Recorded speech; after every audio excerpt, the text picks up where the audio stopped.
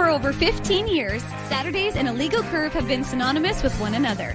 With insight, analysis, and interviews regarding the Winnipeg Jets, the Manitoba Moose, and all around the NHL, here are Dave Manouk, Ezra Ginsburg, and your host, Drew Mindell. The Illegal Curve Hockey Show, presented by Play Now, the official sports betting partner of the Winnipeg Jets, starts now. I said it was going to be 9:10 in the morning when he was going to log on, despite being invited for 9:30, but we love him that much that we're welcoming him at 9:02 a.m. This is a man who has a lot to say. He has things he wants to get off of his chest. He needs a platform where he can go to the buffet, get the voice lozenged, get the throat lubricated. Ken Wiebe joins us bright and early this morning here on the Illegal Curve Hockey Show. Good morning, Dave Manouk. I have to say good morning to Dave first, Ken. I hope you understand. Good morning to Ken Wiebe. I'm your host, Drew Mindell. We welcome you to the Illegal Curve Hockey Show on this Saturday morning, presented by our friends at Play Now. They're the title sponsor of all of our programming. Gentlemen, before we get into it, and there's plenty to get into, let's all take a deep breath. And let's count in our heads, everybody, and enjoy the silence for 8 seconds.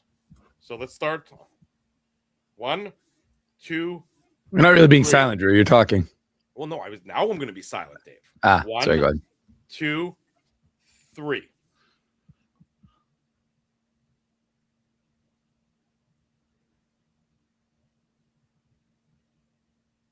Eight seconds of silence. This is the longest 8 seconds of silence that the city of Winnipeg has faced in a very long time. It is now 8 seconds of silence that is dominating conversations last night, this morning, I suspect all weekend long. Let's talk about the 8 seconds of silence from Connor Hellebuyck, because it spoke volumes despite no sounds being uttered. How ominous are those 8 seconds? I'll start with Dave, and then Kenny will get you in on that one. How ominous are those 8 seconds of silence, Dave? I mean, to be honest with you, I just took them as someone who was contemplating his response. I think that he was trying to be forthright, and I mean, there's clearly issues with this roster construction. I mean, they went from the President's Trophy to out of the playoffs, the biggest drop, precipitous drop that we've seen, I think, from a President's Trophy winner. So I think that what he is thinking about is his future. I mean, he basically said it, right? He's not really making any bones about it. Now, I would suggest that part of Connor Hellebuyck's, shtick is that he doesn't sometimes acknowledge that he plays a role in that precipitous drop, and his play fell off. I mean, he had a sub 900 save percentage. His defense wasn't particularly good this year. And I think that there's a lot of problems with this roster, but that comes as no surprise to anybody who's watched this team. I mean, I don't think anybody who watched this team all year long was like, well, this roster was perfect. It was just missing like one thing. I mean, we saw a flawed roster from, basically, that start of November where they went on that streak of after they'd kind of gotten off to the hot streak, even though, like we all know, it wasn't so good under the hood. Kenny, when you look beneath the hood, you saw some problems there. And sure enough, I mean, the team itself was not particularly good. And, Connor Hellebuyck went to the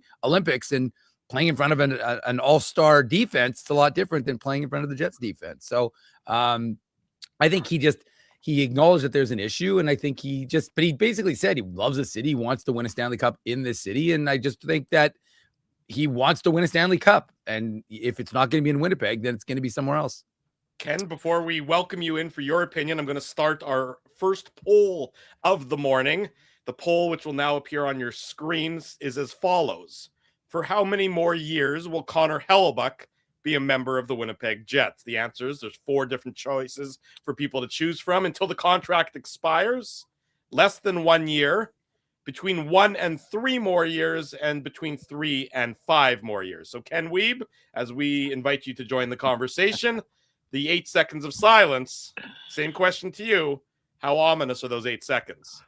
Yeah, I appreciate that you rounded up, Drew. I think it was over 7 for sure and just under 8, but Hey, I'm with you. Mikey wrote your buddy Mike McIntyre. He said nearly 8 full seconds. So No, that Mikey, you're exactly rounding up is the exact. It was definitely more than 7 and just a fraction under 8. And boys, for anyone who works in the broadcast industry, especially if you are standing across from someone who a question has been asked of, as Dave was standing right beside me yesterday.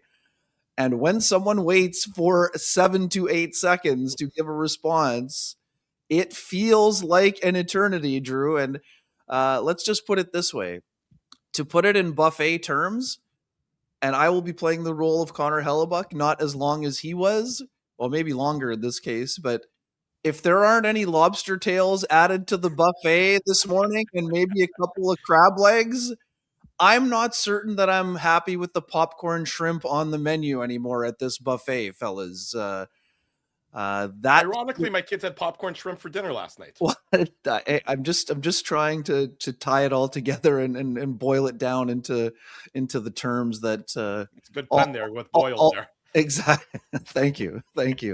Man, it was, yeah, I mean, it was very forthright. I do think that Dave is right to a degree, but I'm also my only counter to what Dave was saying. I definitely think he had given a lot of thought to that answer previously. To me, it was more for effect, but again, that was more effect than we've ever seen for Connor Hellebuck in terms of how long it took him to answer a question. And again, this wasn't a pointed question. I mean, just in terms, I mean, we always talk about trying to go under the hood, as Dave was talking about.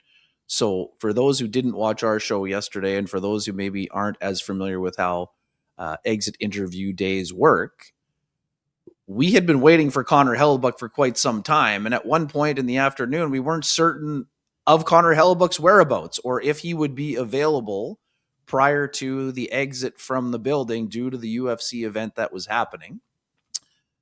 Once Connor Hellebuck was located and seen, he was in his exit interview for it seemed like more than half an hour and maybe closer to 45 minutes, Dave. I think you would concur with a head nod there. When Connor came into the room, he spoke with the word is maybe eluding me currently, but he spoke with a conviction that I've only seen previously one time, and that's when Jamie Benn almost took his head off with the mask when speaking about goalie interference, guys. So just for context, Connor's been here for a decade. That's the most conviction he spoke with outside of, and again, I would say it's above the goalie interference, but goalie interference is the topic that really got his blood boiling more than anything else prior to Friday afternoon. So I do give him credit. I mean, there's going to be lots of debate, whether it's among members of the team, organization, fan base. We always ask for players to not be robots, to speak from the heart. Sometimes speaking from the heart brings a response that isn't received openly, perhaps. And again, we hear Dave during the exits yesterday. You got to have frank and honest conversations in these exit interviews if you're trying to be a championship team and you're trying to be better. Well, Connor Hellebuck made it pretty clear that he wants to be on a championship team. And although he didn't want to put any of his teammates or management team under the bus, he made it clear that the Jets right now, as currently constructed, are not a championship team. And as Dave said, anyone who watched this year would have already had that opinion. But to me, he definitely cranked up the temperature on what was already going to be an important offseason for Kevin Cheveldayoff. Now, what that means and what that results in, we'll see. I'm with Dave. I mean, again, one of the things that you'd like a little bit more inward looking from Hellebuck, but I would also counter by saying that he said he definitely took some accountability and said, I'm not saying I'm not part of this. I am part of this. But he also made it pretty clear that my game was good enough to win an Olympic gold medal, and I don't think my game was that different before the Olympics or after. So anyways, it was definitely, as I said last night, it was about a 7 to 7.5 prior to Connor Hellebuck getting to the microphone, and he just basically went scorched earth and went to about a 10 out of 10 in terms of news value for what we got out of exit interview day. So how ominous? Sorry to go around the block and take it around the block, as Paul Maurice used to say. I would say it could be interpreted two ways. This sounds like someone who is not happy with the status quo. Mm-hmm. And or it sounded like someone who, you know, if the status quo doesn't change, was definitely reevaluating finishing that contract in the city that he planned on being, with his own words, guys, a lifetime Jet. So I would also I would also augment that by saying, let's also not get blown away with recency bias. There was an exit interview day not that long ago where almost everyone in Winnipeg was certain Mark Scheifele had played his last game with the Winnipeg Jets. And as of Saturday morning, Mark Scheifele is 26 points behind Dale Howardchuk, chasing a record that means a great deal to him. So just because in the moment, one thing seems increasingly likely, it doesn't always mean that that is happening either immediately or down the road.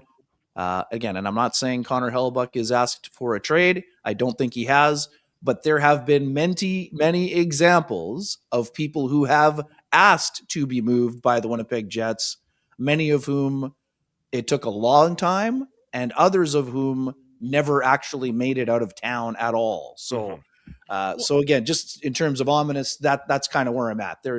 It's not 10 out of 10. But it's certainly no longer a 0 out of 10. And I would put it this way, Drew. Prior to yesterday's commentary, I would have said there was an 80+% chance of Hellebuck finishing the deal, to take it back to your poll question. Mm-hmm. As of this morning, I would say that number is on the Play Now odds would have dropped significantly below 50. And some folks are saying it's below 25. So I mean, I think it's worth noting probably a couple things. One, I'm certain that this isn't the first time. I mean, you know, when they have private exit interviews, when they meet with the organization privately, I'm confident in saying that, you know, Connor Hellebuck expressed the same opinion. I don't think that this is the first time that the Jets organization heard his opinion on this matter. But secondly, is his comments maybe not the sort of jolt that the organization might have needed to sort of fully appreciate the ramifications of how bad this season was? You know, isn't this what you want? Don't you want this kind of significant give a damn factor from the best players in your organization saying that this isn't acceptable? I mean, we've said it on this show, the fan base has said it multiple times, but to hear it from, you know, the people you pay, isn't that sort of resonate that much more than it does us loud voices on the exterior? For sure. But I would also say that I think that those people would have been more than happy to hear those comments privately. Sure. So, but again, but that's sort of, but again, sometimes, you know, we've seen coaches do this ample times, Kenny, where they send a message through the media. For sure, Drew. I just would put it this way. There's no way in where that Kevin Cheveldayoff is unaware that the urgency level needs to be high with two of his best players, one of his best players being 33 and the other one about to turn 33. They're aware of where the window is at.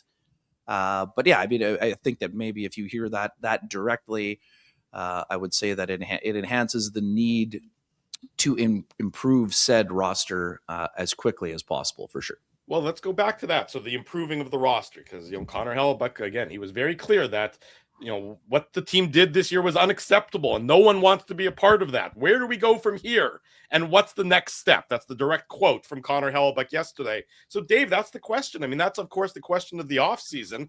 But that really, you know, coming back and saying, you know, if you're Kevin Cheveldayoff, I don't know how you can come back and say in this at the end of the offseason, you know, we got a 8th overall pick and that's going to help us for the future or whatever, and how that's going to be, how he's going to be able to sell that within the room. It almost, I mean, again, it's a drama that's going to unfold over a number of months and over a number of moves, but boy, does it not sort of really light the win now fire under Kevin Cheveldayoff and the roster decisions that need to be made. I think it's funny, Drew, that you stole my words. Light the fire, and I agree with you. I think that this was a calculated decision by Connor Hellebuck. I mean, one, as Kenny would say, he was right. He's being honest, and that's all we can ask for. And we don't get robotic, cliche answers, so we can't, all start acting as if we're like, oh my God, he actually said something that is difficult to deal with, because the reality is it's interesting and it's honest, and that's what you want from players. So I have no problems with what he said, but more importantly, yeah, he lit a fire under Kevin Cheveldayoff and Scott Arniel. And let me tell you, Kenny and I are going to be very interested on Monday in the Matt Frost Media Center when those two speak, because we're going to have to hear some very interesting answers that, really, and I mean, I said this before we heard from Hellebuck. I said this on the last post-game show. You can't hear the standard platitudes and the standard cliches. You need some real and word salads. You need some concrete answers. You need some insight from those two as to what the plan is. And I understand that the season just ended and it's raw, and the evaluation process is going to need to take place. But I mean, yes, this is clearly a shot across the bow to say, listen, like, this team wasn't it. And while I would and as I said, I think Connor Hellebuck was a part of the reason why it wasn't it, because he wasn't Hellebuckian, as we've seen in the past. Ultimately, you can't come back and say, well, we liked what we did since the Olympic break, and that's what we think is more representative of our team, because Cole Perfetti was healed up from his high ankle sprain. Adam Lowry had time to get back into shape from his offseason surgery, hip surgery, and Dylan Sandberg was feeling better, because ultimately at the end of the day, like, you could still deal with those things next year, right, Kenny? So ultimately, I think what it does is and I mean, we spoke, I think it was me as well, saying last show how consequential this summer was going to be. And I kind of joked, Kenny, saying, oh, well, this is going to be the most important summer of, Kevin Cheveldayoff. But I really do think it's the most important summer in the history of Kevin Cheveldayoff here in this Winnipeg Jets organization.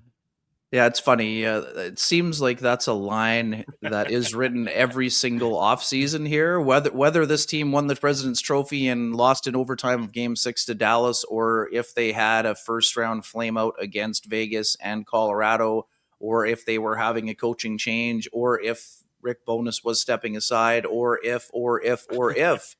But that's the whole point. The point is, when you don't win the trophy, you are always supposed to be trying to get better. And even when you win the trophy, you're trying to win again the year after.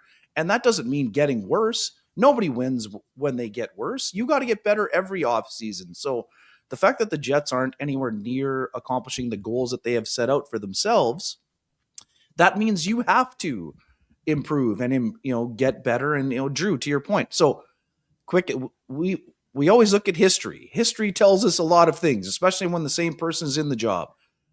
The quickest way for the Jets to turn this around is by, they moved from 6th to 2nd when they won the lottery in 2016.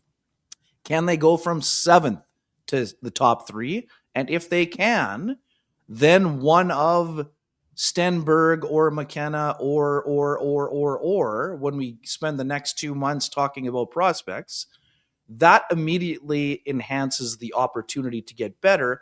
And it also enhances the opportunity to get the second line center position sorted out. And again, people are saying decade. You may not have liked the person or the way he exited the town. Pierre-Luc Dubois provided 2 outstanding years of second line center play before his removal brought in 2 very good players and 2 very good players, a player who had potential, and a prospect who Dave just watched play for the Manitoba Moose last night. So again, we know what the places that need to be improved are. The Jets need to upgrade the defense. They need at least 1 and probably 2 top 6 forwards.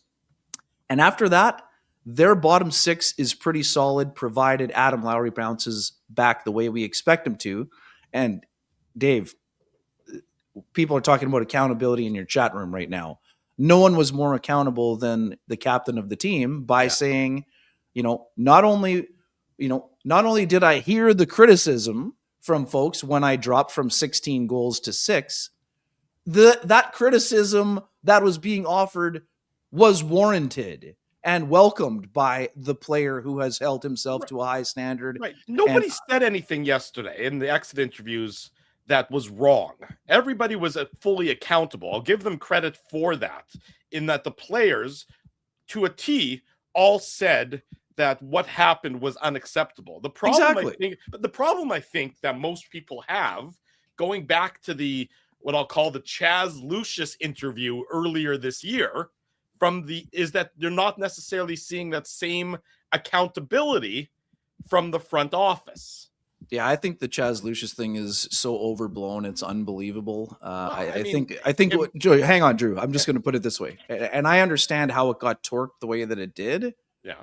But all the people saying it's ridiculous are the same people that are saying, "Oh my God, how come a first round draft pick hasn't worked since Perfetti?" So Kevin was not blaming Chaz Lucius. No, he's pointing out an obvious statement that if that first round pick, who was projected to be a top 6 player and probably the second line center, if that person had worked out and not suffered an extremely rare disease and been hurt, they'd be in a better position. Does anyone think that that's inaccurate?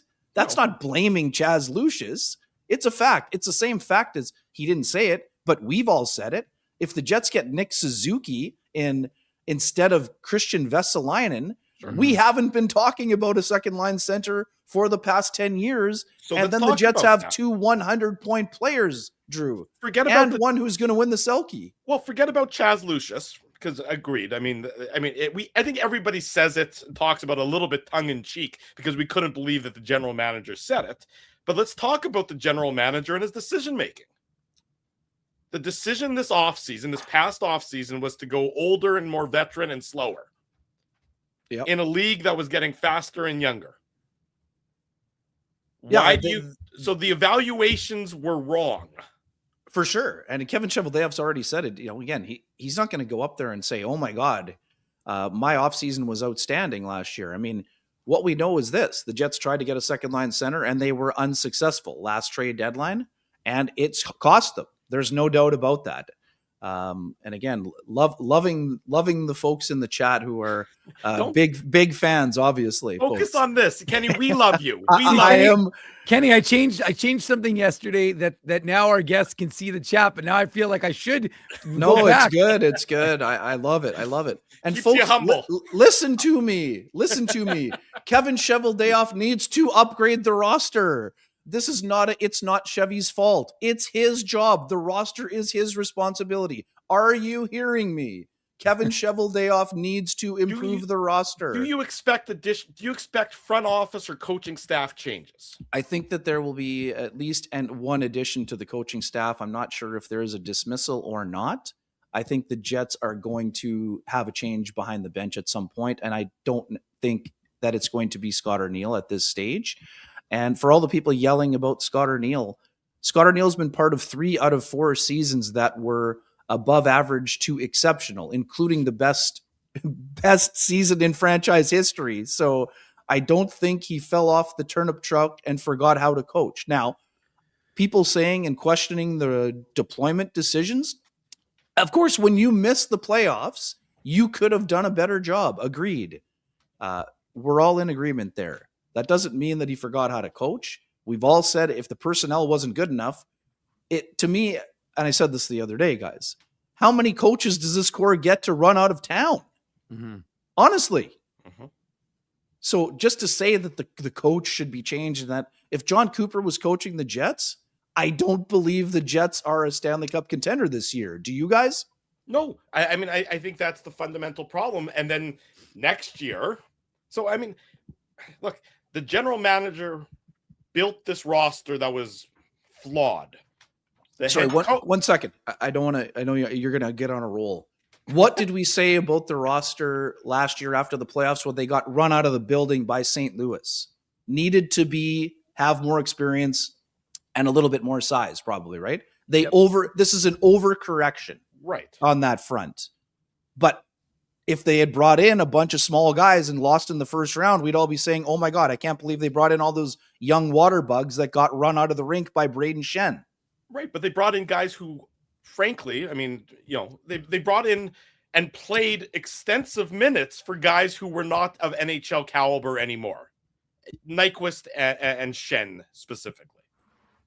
I mean, Jonathan Taves got better as the season went on.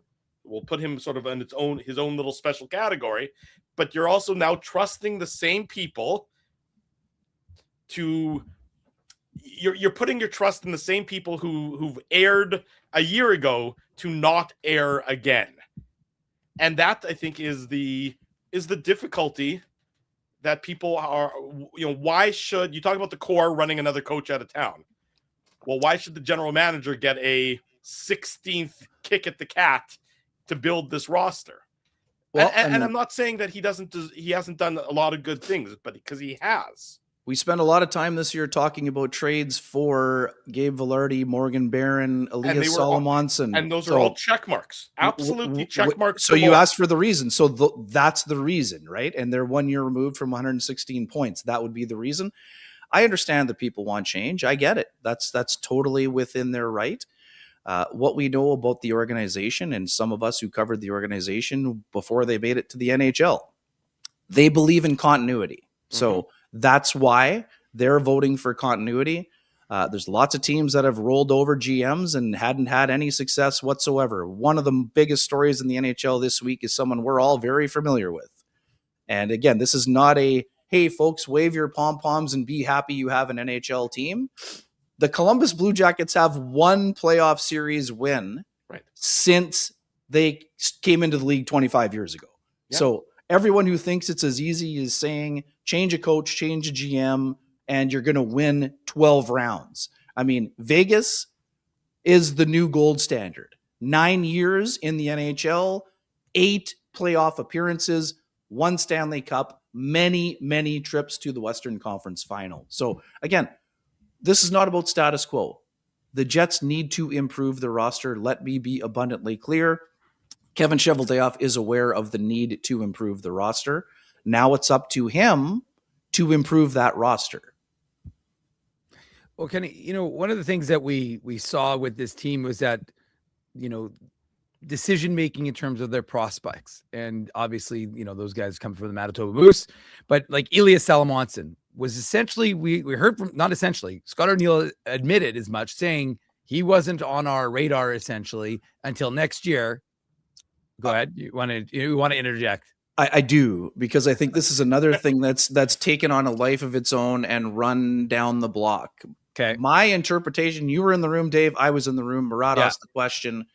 My interpretation of Scott's answer to that question, he wasn't in the plans for a top 4 minute munching role with the Jets. I do think he was already on the radar to be a third pairing guy.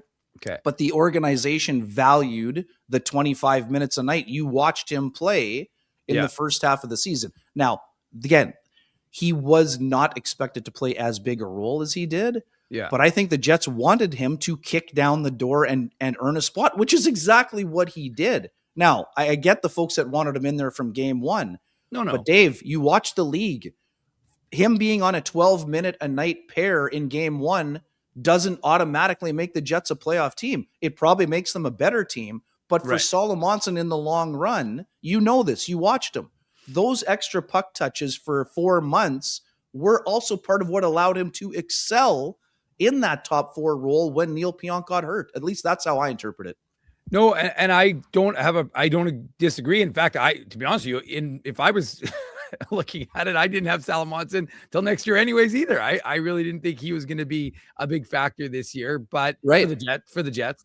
But I guess what I'm saying is that with the league getting younger, with some of the prospects getting, more opportunity, you've got these guys who have marinated. I mean, I touched on it. We saw Garrett Brown sign his ELC the other day with the Jets after, a successful time at the University of Denver. He's going to join the Moose on an ATO, which basically makes the entire 2022 draft class members of the Manitoba Moose right now. So for those who are saying, they're a bunch of busts in terms of drafting, I mean, you see these guys, and one of those guys is a guy like Danny Zhilkin, who scored again yesterday. Nice goal, got his feet moving. But do you see roles? And I know that training camp is kind of the ultimate decider of that. But when you talk about young and fast, you look at options in terms of like Jonathan Taves coming back with his experience, or a guy like Danny Zhilkin, who Mark Morrison already said is a number 1 center in the AHL. Could you see a guy like Danny Zhilkin getting a chance. And Yes. just imagine how fast that fourth line could be and responsible with a Zhilkin, Kepke, and So I somebody think else what you're saying, on that Dave, to some extent, and to look at it at a broader picture, is does the organization maybe need a bit of a philosophical change with regard to how quickly they give an opportunity to younger guys? It's not a philosophical change, Drew. Danny Zhilkin a year ago was not on the radar to be an NHL player. Dave watched every one of his games. Well, He was you heard not. Kyle Connor Hang on. Okay. Danny Zhilkin has now earned the opportunity, and I would say Danny Zhilkin has a great chance to be the fourth line center next year for the Winnipeg Jets. He's not going to be with the Moose. He can win that job and play alongside Cole Kepke if he's extended, which we expect him to be extended. Morgan Barron needs to be back up with Adam Lowry on a checking line that becomes dominant. Mm-hmm. He did a great job in the fourth line role. He has more to give on a roster that needs more offense and more checking. So that's what he does extremely well. He also needs an extension. But I just think that it's wild to me. Dave watches the Moose more than anyone. I'm not saying everyone in the chat room doesn't watch the Moose, but let's get serious here. Not all of these players were kicking down the door to be in the NHL. Nikita Chibrikov, Drew, has come up. He's not the same player he was in November. That is a testament to him. But his feet are moving, and this is not surprising for anyone who was paying attention. This guy had a serious knee injury that hindered his ability to skate at an NHL level. But after a year with the Moose, even though that year did not include 20 goals or 30 goals or whatever number people thought was possible, Nikita Chibrikov now looks like a guy who might be an NHL player. And I'm not sure. There were questions about Chibrikov in November after he played his last game against the Vancouver Canucks on November 11th. He took 6 minor penalties, several of which were the result of not being at NHL pace. Now he's playing at NHL pace. Kenny, sorry, before you go on to, I just have a question for you because this is one that I'm curious about and I would love to get your insight. Nikita Chibrikov, like when I talked to folks in the organization, it seemed pretty known that he was going to take time to kind of recover from his surgery last year. And it really, when I was talking to folks there, like, and we saw it, as you mentioned, and I know you just talked about it, he now looks like the Nikita Chibrikov of previous. Yes. But my question for you though, is that if that was the case, why, like, was it to give him a bone to keep him up with Lambert and Ford when they needed to keep up some younger guys? And because to me, it was almost like you kept him up, but knowing that he wasn't quite there yet, it's almost fair. Like you did him a bit of a disservice when you could have had like a Walker Dewar who was at full health, a little bit more like quick, kind of that edge that you'd need. And Chibrikov goes down, and then finally we start to see it from him. So I know you want to talk about Lambert, and I want to hear your thoughts on that. But I'm just curious as to your insight on Chibrikov, because to me, it's a curious decision knowing if you know that it was going to take, if your expectation, at least, and again, that's my understanding from the Moose folks, was that it was going to take him some more time to be fully up to health.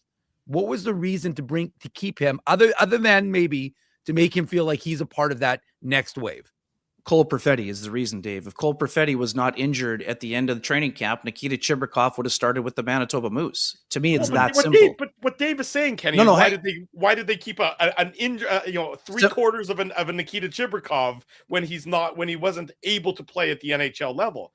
Because Walker Dewar doesn't have the same offensive upside as Nikita Chibrikov, and when a 20-goal scorer like Perfetti is not there, you want someone who has a little bit more offensive ability. I think they like the fact that he's willing to mix it up. Now, again, that translated into more penalties than opportunities at the start of the year. But I love the fact, again, it's very interesting, guys. We talk about injuries. And again, injuries aren't an excuse. They're part of the reason. And for Nikita Chibrikov, it was part of the reason he wasn't as ready as you would like him to be. But this is a guy who is no longer waivers exempt. He's going on to the one-way portion of his contract, I think, Dave. So they wanted to get him a taste, and then they wanted him to see at the end of the year how much progress have you made. So again, Chibrikov couldn't have spent the year in the NHL and been as productive because he needed the puck touches and minutes, even though that didn't directly lead to offensive success at the National League or at the American League level that you expected. And again, the reason why I'm tying in Brad Lambert, Dave, you've watched Brad Lambert more than anybody. Have you ever seen Brad Lambert score a goal in the American Hockey League like the one he scored against the Seattle Kraken, where he bursted down the wing, looked off the defender, and went top cheese and bar down? Did you see him score one of those goals this year with the Moose? Not that I can recall. No. Right. So everyone sees a snapshot of that highlight goal and says, oh my God, if he played 82 games, he would have scored 10 of those this year. That's not how it works, folks.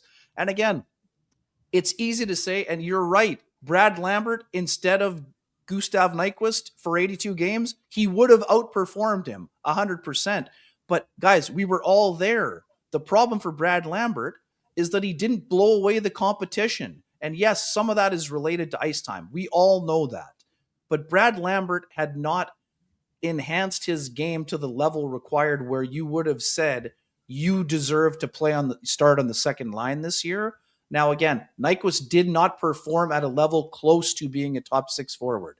But Lambert, if he had kicked down the door quicker, could have taken that job earlier. Because, guys, we know this. The Jets want those prospects to succeed. When you draft someone, you want that player to win that job. And I applaud Brad Lambert, even though he didn't have a great offensive year with the Moose. He worked on his offensive game. Now he looks like a guy who could be an impactful player given the speed and the shot. And I even think, Dave, he's been way more physical than he is at the American League level. And I'm not saying he's going to be a 200 hit guy like Cole Koepke. He doesn't have to be, but he needs to get in on the body of guys, disrupt plays. With speed like Brad Lambert has, even if he's not a 20-goal scorer, he can be an effective forechecker, guys, because of his speed. He gets there first. Get in the guy's hands, in the body, and turn pucks over because you're a skilled player. Which is, I think, the problem that everybody had is the Jets were old and slow, and it was evident. And they took it, and it took them, 60 games to make that change to come to the realization that you can't be that old and that slow and succeed in this league, at least this season. Now, again, although I think we're getting lost a little bit in talking about some of the guys at the bottom, towards the bottom of the lineup. The problem for this team continues to be second line center. It's the most glaring weakness that this team has. Talk about you need some size on the back end, and yes, no question about that. I would agree with that as well. But your top 4 defense, 5 of your 6 defensemen are pretty locked in for next season. So let's focus on that second line center dilemma. Forget about Pierre-Luc Dubois' couple of seasons where he filled that role for the Jets. How does that get solved this offseason? Yeah, it's got to be solved by trade or draft. You're probably not getting, there's not a ton of free agent centers available, Drew. So unless you're bringing in Charlie Coyle, and on most teams, Charlie Coyle is more of a 3C, but here he would be a 2C, and he's played in, he's a middle 6 player. He's not a, they're not going to pay. Charlie Coyle's going to make bank because, to your point, Kenny, the market is so depleted and he can go wherever he wants. That's the beauty for Charlie Coyle, and he's a valuable player. I don't expect the Jets are going to back up a Brinks truck to him. I don't expect that they're going to all of a sudden overpay for a guy like Charlie Coyle, who's bounced around this league pretty well, and you'd be asking him to play an elevated role beyond, what really he's best suited for. So sure, but he also had 56 or 58 points. So, which would have comfortably made him the 4th leading scorer on the Winnipeg Jets. It says more about the Jets, I think, than it does anything else, but that's a separate Well, you could also play him on that line if you have I know, but scorers come like on. Velarde. You and I both know Perfetti. Charlie Coyle's not coming here. For sure. So then you've got to find someone. Okay, here's a great example. So the Jets brought in Andrew Ladd and Blake Wheeler, guys who were third-line players on other teams that grew into first-line players with the Jets. Well, here's the problem. Every team is looking to do that, right? So it's to say that it's easy to do. Lots of teams need a second-line center. And again, this is not about Kevin Cheveldayoff, but every person in the chat that's saying you should have signed Sean Monahan to a 5-year deal, are you still saying that today? Sean Monahan looks like he might be done 2 years into a 5-year deal. So you got to find a young. So how are you getting this player? I just said you got to either get him in the draft or you've got to trade for him. Trading? So if you're getting him in the trade draft, a first. Okay, so you can't trade a first. So you can't trade a top 10 pick, based on. So then, again, I agree with you, Ken.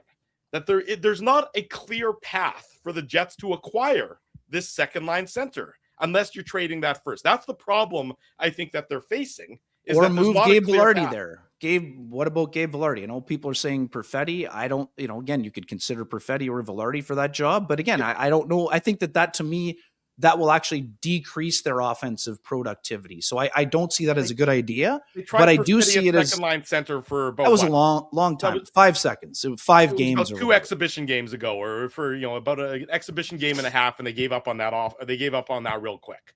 I mean, with regard to, but he was also a younger player at that time, Drew. So I'm just saying. So it's someone who's played so if I'm using it as a plan B. If you can't get the guy in free agency, these are internal options. The other internal option would be to try Morgan Barron up there. Again, Morgan Barron's best role to me is beside Adam Lowry in what could be an elite checking line.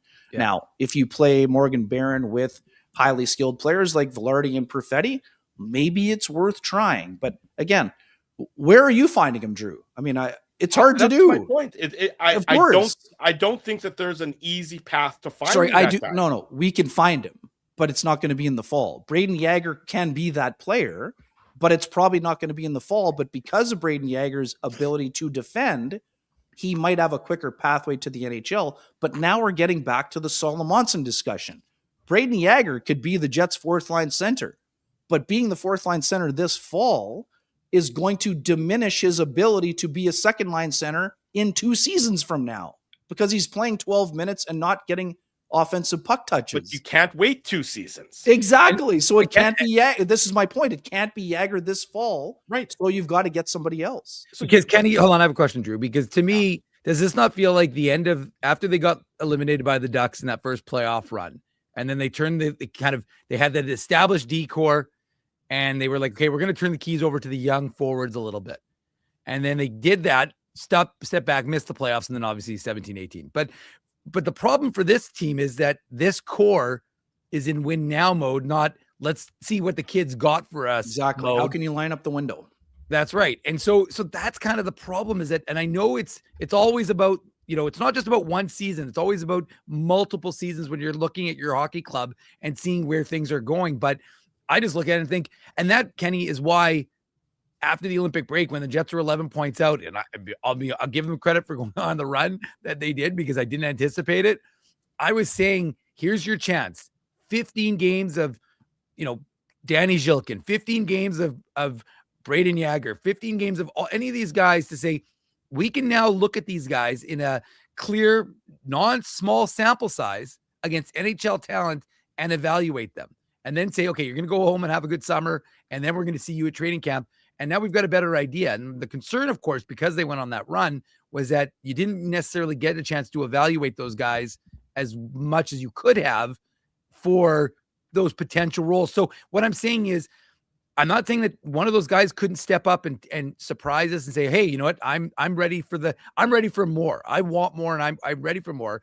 But the concern, I think, from what Drew's saying, and I think probably from what a lot of folks are saying, is can the Jets afford, based on the comments from Connor Hellebuck and others? I mean, we heard it from Kyle Connor. He doesn't care if the team's young or old. Exactly. He just wants to win. He just wants to win. So, but my thought is, can you risk the quote unknown that would bring from an organizational perspective?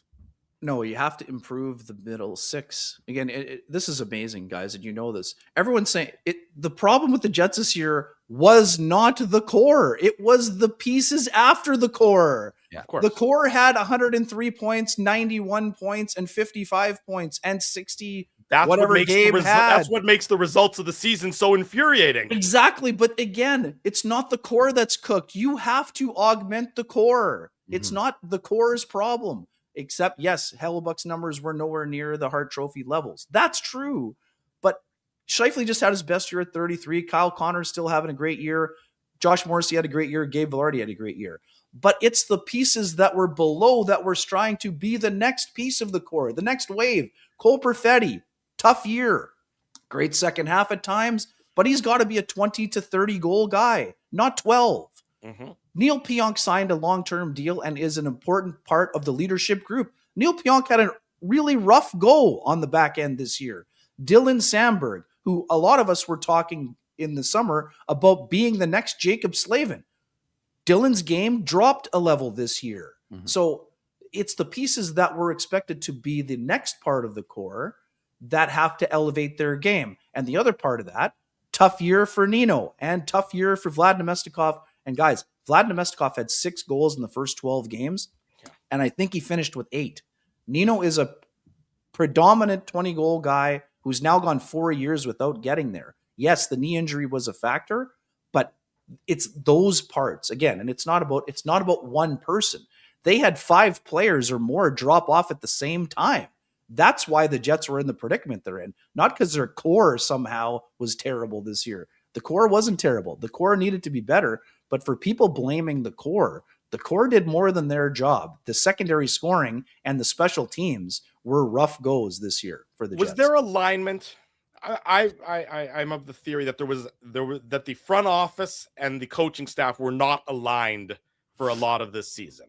We've heard subtle comments from Scott O'Neill talking when asked about some of his deployment decisions. He would say, "Look, I can only deploy what is given to me in terms of the roster and in terms of the players that make up the 23-man roster." Was there alignment between the front office and the coaching staff? Because I'm of the opinion that there wasn't, and that's not something you've usually been able to say about the two groups within the Jets organization. Well, I mean, I don't know that it's complete. I don't think they're at opposite ends of the spectrum. I guess again, right. Drew, it's so Scott O'Neill is going into the last year of his deal, and Kevin Cheveldayoff is trying to look at next year. I mean, so you're asking a coach that has very limited job security to what? Tank? I mean, look at how people reacted to the last 4 games of the season. No, I Do don't you think think they could have had 40 I don't think games of anybody's that? saying tank, but again, in the off season, Ken. I mean, when Rick Bowness came in, he established a style of play that the Jets needed to play to succeed, and they executed that for under his couple years, and they executed The that. players brought in did not fit the system, Drew. Yes, we Right. agree. Okay, So that's got to change this year. I think that will fall under lessons learned. Some people see it as a fireable offense, and that's okay. But we have very clear proof that did not work. So Cole Koepke is the player that fits the system better than anybody else they brought in free agency, which is why he's sticking around. But Cole Koepke isn't fixing the middle 6 problem, even though he could probably play on a line with Barron and Lowry and be an effective player. Cole Koepke's got to be your 4th line player with Danny Zhilkin, as we were just talking about. But now where does Lambert fit best? Where does Roseanne fit best? They've shown glimpses, but let's just put it this way. Do either one of you think that either one of those guys is ready? If they're playing on the second line, are the Jets a contending team? No, that would be asking too much. Ideally someday, but that's asking too much for next season. I mean, Okay. that is you look at the roster, and that's my point. It's just this roster doesn't seem like it's got any clear direction to me is where I would say. Are they veteran? Are they young? How do Niederreiter and Nemesnikov factor in for next season if you need to get younger and faster? They're probably gone. Do you think they're bought out or traded? I think that Vladdy is a guy that could join Rick Bowness in Columbus on a 1-year deal. A guy who's trying to change the culture would make a lot of sense to me going to Columbus, don't you? Well, I mean, so you're saying traded because he's under Yes, contract. that's what I'm saying. There would be for someone who just changed the culture. That player was part of the culture change. Sure. It would make sense to me for him to join Rick Bowness. I think for the 3rd time in his career. So they certainly seem very tied. That they have a connection, and it would certainly make sense to me. Yes, but and then Nino, I'm not sure. I mean, we understand the knee injury portion, but to me, you can't be asking Niederreiter to be on your checking line. It was pretty evident this year that he wasn't getting to the places that he had gotten to previously. Nino went from being on one of the best checking lines in hockey to having a very limited impact on games this year. Again, he wasn't spending nearly enough time around the blue paint, and he couldn't get in on the forecheck because he wasn't making his reads or getting there fast enough because his skating ability was either hampered by age and experience or by the knee injury itself. So unless you think a summer of training without the knee problem can get Nino Niederreiter back to third line levels, you're either counting on him being a fourth line player or you're trying to move him, probably, is how I see it. So Kenny, how realistically do you think it is this summer we see them trade a major piece of this organization to try and get better in another area? Yeah, I mean, it's you would have to consider it, but I mean, we also just finished saying that the core pieces were the pieces that had the best season. So yeah, I don't mean I don't mean like Scheifele or Connor. I'm talking about like maybe a guy like Perfetti who's an RFA or someone like that who you're maybe thinking, they haven't quite done what we need them to do. Maybe we can kind of package them with X and improve, one of our other needs. Sure. I mean, Perfetti is the guy other teams are calling about, guys, right? Mm-hmm. I mean, so everyone who's ready to run him out of town are a lot of the same people that wanted to give him 8x8 last time, right? So this is the beauty of sports, right? And I'm not being facetious. I'm being serious. And if we're checking receipts, that's what's happening. So Cole Perfetti is 1 year removed from 19 goals and 55 points. Cole had a bad year. There's no way around that. Cole knows that. You know that. I know that. The chat room has that. But if you believed a year and a half ago that he was going to be a 25 goal, 60 point player, and what are you getting? You're not trading him at his peak value. Mm-hmm. So unless you're changing the construction of the roster, getting bigger and faster, again, I'm not saying this is what's going to happen, but so we're talking about changing the way they look like. So if you're getting Jake DeBrusk, who's 6'4" and a faster skater for Cole Perfetti, then you're considering, because it changes the way that you look, right? But again, if you're trading Cole Perfetti, you better make darn sure you're getting a second line player for him, and preferably a second line center. But guess what? Not a lot of teams have a second line center that they're happy to toss your direction.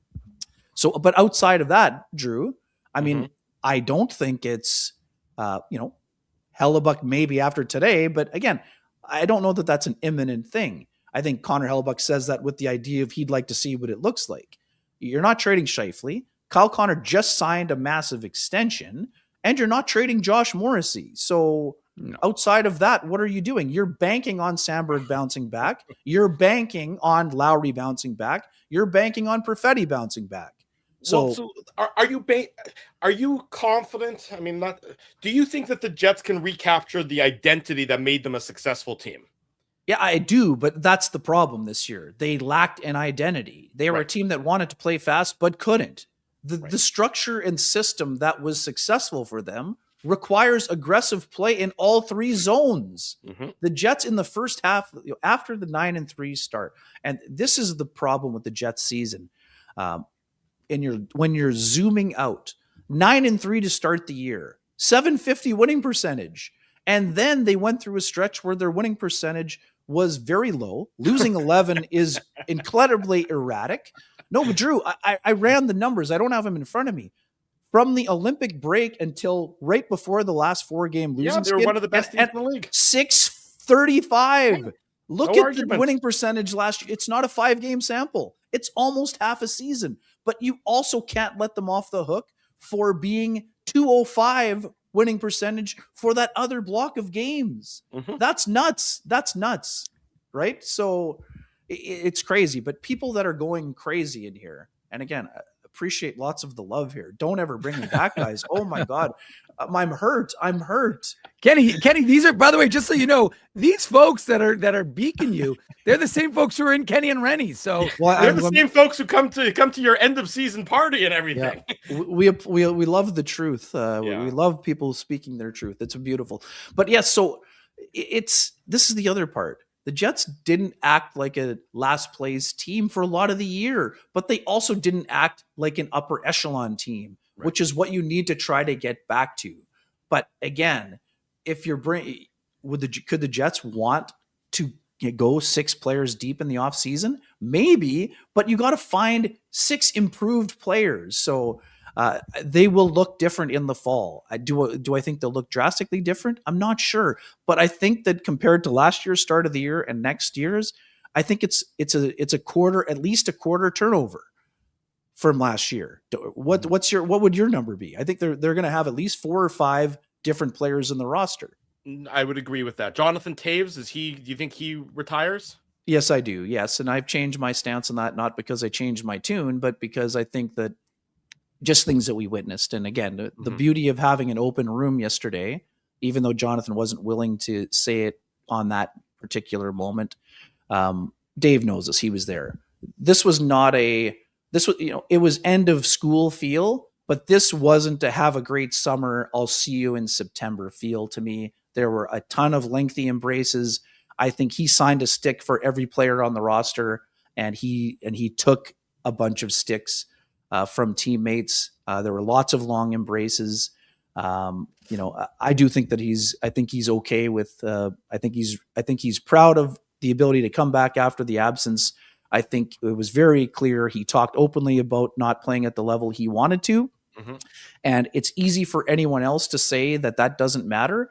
But when you've won everything under the sun as a player and played at an incredibly high level, it's hard when you're not at the level that you used to be at. So I think that Jonathan is ready for, I think that this what provided him with an element of closure. The game was stolen from him. He didn't have the chance to go on his terms. I think he is going to retire. And I think we're going to look back and say, it was impressive that he came back, but the Jets maybe overplayed their hand in thinking that even though the will was there to be a second line player, you were asking too much of a player after going through what he went through to fill that job.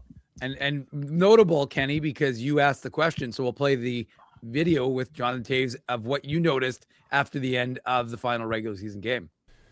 That's a good question. I see what you're getting at there. I mean, at the end of the day, I've been saying it all along, I'm just taking it one day at a time and trying to enjoy it, even when it's not going great, you're not feeling great, and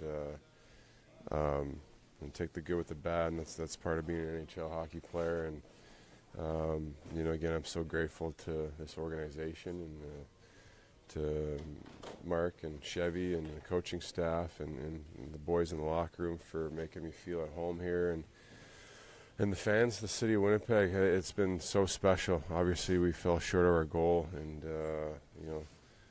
this time last year, thinking about playing hockey and gearing up to try and make a comeback. Obviously, I was dreaming of playing in front of a whiteout, and been dreaming about that since I was a kid, and unfortunately it didn't work out that way. So, I think yesterday in a moment like that, just trying to soak it in, even warm-ups before the game, and you always got to think, you never know when if your next game is going to be your last, and I'm at that point in my career where it's a possibility, and not too happy about how the game went, obviously, but definitely appreciative for all of it. And just quickly, Drew, the Jets would benefit from having Toews around for another year. Make no mistake about it. I just think that he's ready. It certainly you listen to those words, you listen to you look at him in the video, it certainly sounds, I agree that it sounds like he's ready to turn the page. And I think there's something to be said to your point. You come back, you have the game stolen from you due to health issues, and you manage to overcome those health issues, play 82 games. Forget about the fact that the Jets deployed him incorrectly. I mean, that's not Jonathan Toews' fault. That's the organization misaligning what he could still do on the ice. It's also where he wanted to be, Drew. So, of course. Internally. No question. But I mean, forget about that part of it. Just on the human level, which we sometimes always forget about the human side of things when we do these broadcasts and we do this analysis. On a human level, seeing somebody come back from an illness to get back to the highest level of their occupation is something that we can all appreciate and we can all applaud. And, he certainly doesn't owe the game of hockey anything, and he deserves to leave with his head held high as 100%. a result of what he's accomplished over the length of his career and in coming back. One of the best players this province has ever produced at any level. No question. No question. And so, if that's how it ends, and it probably looks like that's probably will be how it ends, and he'll get his full day and he'll get his full acknowledgement a couple weeks down the line as he potential Bill Masterton Award winner, Drew. Yes, I mean, how's he? He is the nominee. He is I the know he's the nominee. nominee, and he should be the winner. I mean, let's be, you look around the league. There's a lot of great stories, but his story coming back from the illness and everything else is as impressive as it gets. Last piece of this puzzle. I thought you were staying with us till 11.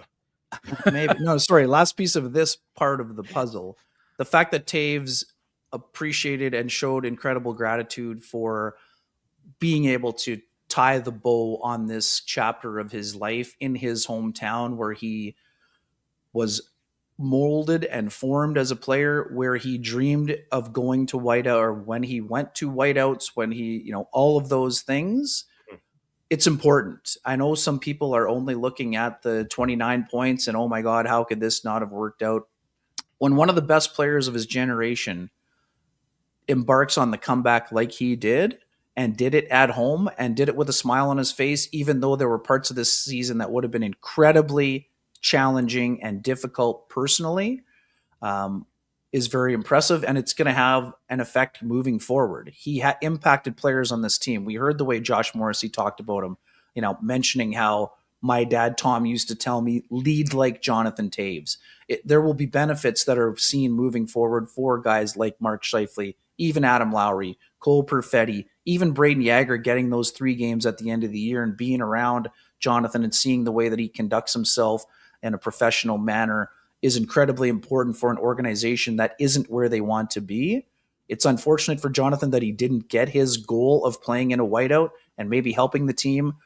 That storybook finish of him wanting to win a 4th cup in his hometown team for a team that looked like they were trying to get over the top. And, at the end of the day, this is a guy who spent the majority of his life as a hockey player and a professional hockey player, and he accomplished a lot of great things. And again, even people who don't like the numbers, 11 goals at 37 years old after a 2.5-year absence where it looked like he may never play again was not easy to accomplish. And Kenny, hold on, to the point Kenny's making, more video. Mark Scheifele speaking about the impact of Jonathan Taves. Oh, I've loved it. I feel like I've gotten closer and closer with him as the years gone on, and he's been an absolute treat to be around, a treat to learn from, a treat to have dinner with, pick his brain on so many things. And honestly, like, it's been, I hope he keeps playing. I think he was fantastic for us, and he coming back from being off for 2 years, playing every single game, 82 games, like that's not an easy thing to do, and not many people do it in a season, and that's pretty incredible. Just to see the work that he's put in, the diligence that he has every day to be at his best, and I've loved having him around. He's been a great friend to me, and obviously I hope he keeps playing. Absolutely hilarious comment saying his mom, Andre, used to chirp him about those days when he would sit out game 81 or 82 because it would look better on your hockey. I'm sure Andre said at the time hockey card, but yes. Jonathan upgraded the quote to hockey DB. That was some good stuff right there. That was some good stuff. Again, 3rd time in his career in 16 seasons that he accomplished the feat. There were a couple times where he was at 81 and one at 80. So, and Kenny, that's why I asked him the question yesterday, right? Because he hadn't done it in 7 or 8 years. 18, 19. Yeah. So, it's just an impressive, again, I understand the contract may have factored in terms of not kind of resting him up earlier, but that it is interesting, right? Because, Scott O'Neill said it to us. I don't remember when, Ken, but maybe a week or 2 ago, but he said of all the years for him to come back, this couldn't have been a worse year based on the fact that it was a condensed schedule. And that was the reason why I gave it pause. And even I wrote about it in the morning papers today. I said, it's funny, I'm not sure, because it was so hard for him to kind of get back up to speed. And I understand speed is a factor, but get up to the kind of the NHL game again, to do it in this condensed schedule where next year it's, even though there's 84 games, regular season games, it won't be. And I would imagine if he was to come back, it would not be on a contract laden, for games played schedule. But it's just interesting that you work so hard to come back, and now it's going to be easier in the sense that you kind of got your body ready, and yet now you're saying, well, maybe it's ready for me to. That was the reason. That was the only reason why I was kind of hesitating on saying, oh yeah, he's 100% done, because I thought You've done you put a lot of the work in to get your body and mind and everything up to kind of getting back to playing. And yet now you're going to say, okay, well, that was good. I was able to do it. Now I'm ready to go. I agree. And that's why until the last, 48, 72 hours, I felt the same way. And again, lots of people talking about load management in the chat, Dave. The Jets didn't have an extra center to load manage this year, especially in the first 20. When Jonathan Toews would have needed load management, it was at the start of the year when Adam Lowry was not there. If Adam Lowry doesn't have off-season hip surgery, we've seen it. He can handle the second line minutes. So they didn't have the ability to ease him into activity. So again, and actually the start of the season for Toews was actually pretty good. It was that middle block where, Dave, as you mentioned, when you start playing 16 games a month, now all of a sudden you're like, man, my legs are sore. So I agree with you. So if Toews had come back, he'd be a great candidate for 72 to 74 games. He'd be on the Corey Perry plan where you can have him not play 3 out of 4 or 5 out of 7 and things like that. And you'd probably get more out of him if that were the case. But, and I agree with you, Dave. I think after having that year of training be more recent on the health front, it could have allowed him to be an impactful player. I think that he's reached the point where he's ready. Now, here's the other part, Dave.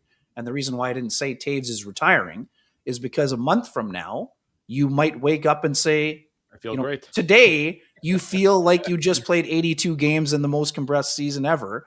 In a month from now, you might be tired of hitting balls and thinking, you know what? I actually do have a little fire left to chase that 4th cup. So again, that's why I think that he's been around the game for 2 decades. Yeah. You don't make a decision in an emotional state, I think, right? At least not a definitive decision. So, but again, I'm telling you right now, I think that Jonathan is going to be retiring.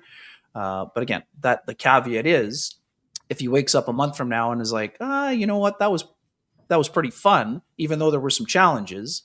I think the door would be open for him to return, but in a reduced role. And Dave, I would also just quickly say, I think the reason why it was structured the way that it was more to the uniqueness of his situation, coming back from something no one had ever come back from. So people that are saying, oh my God, Jonathan's so selfish, he only played those games to get the bonuses.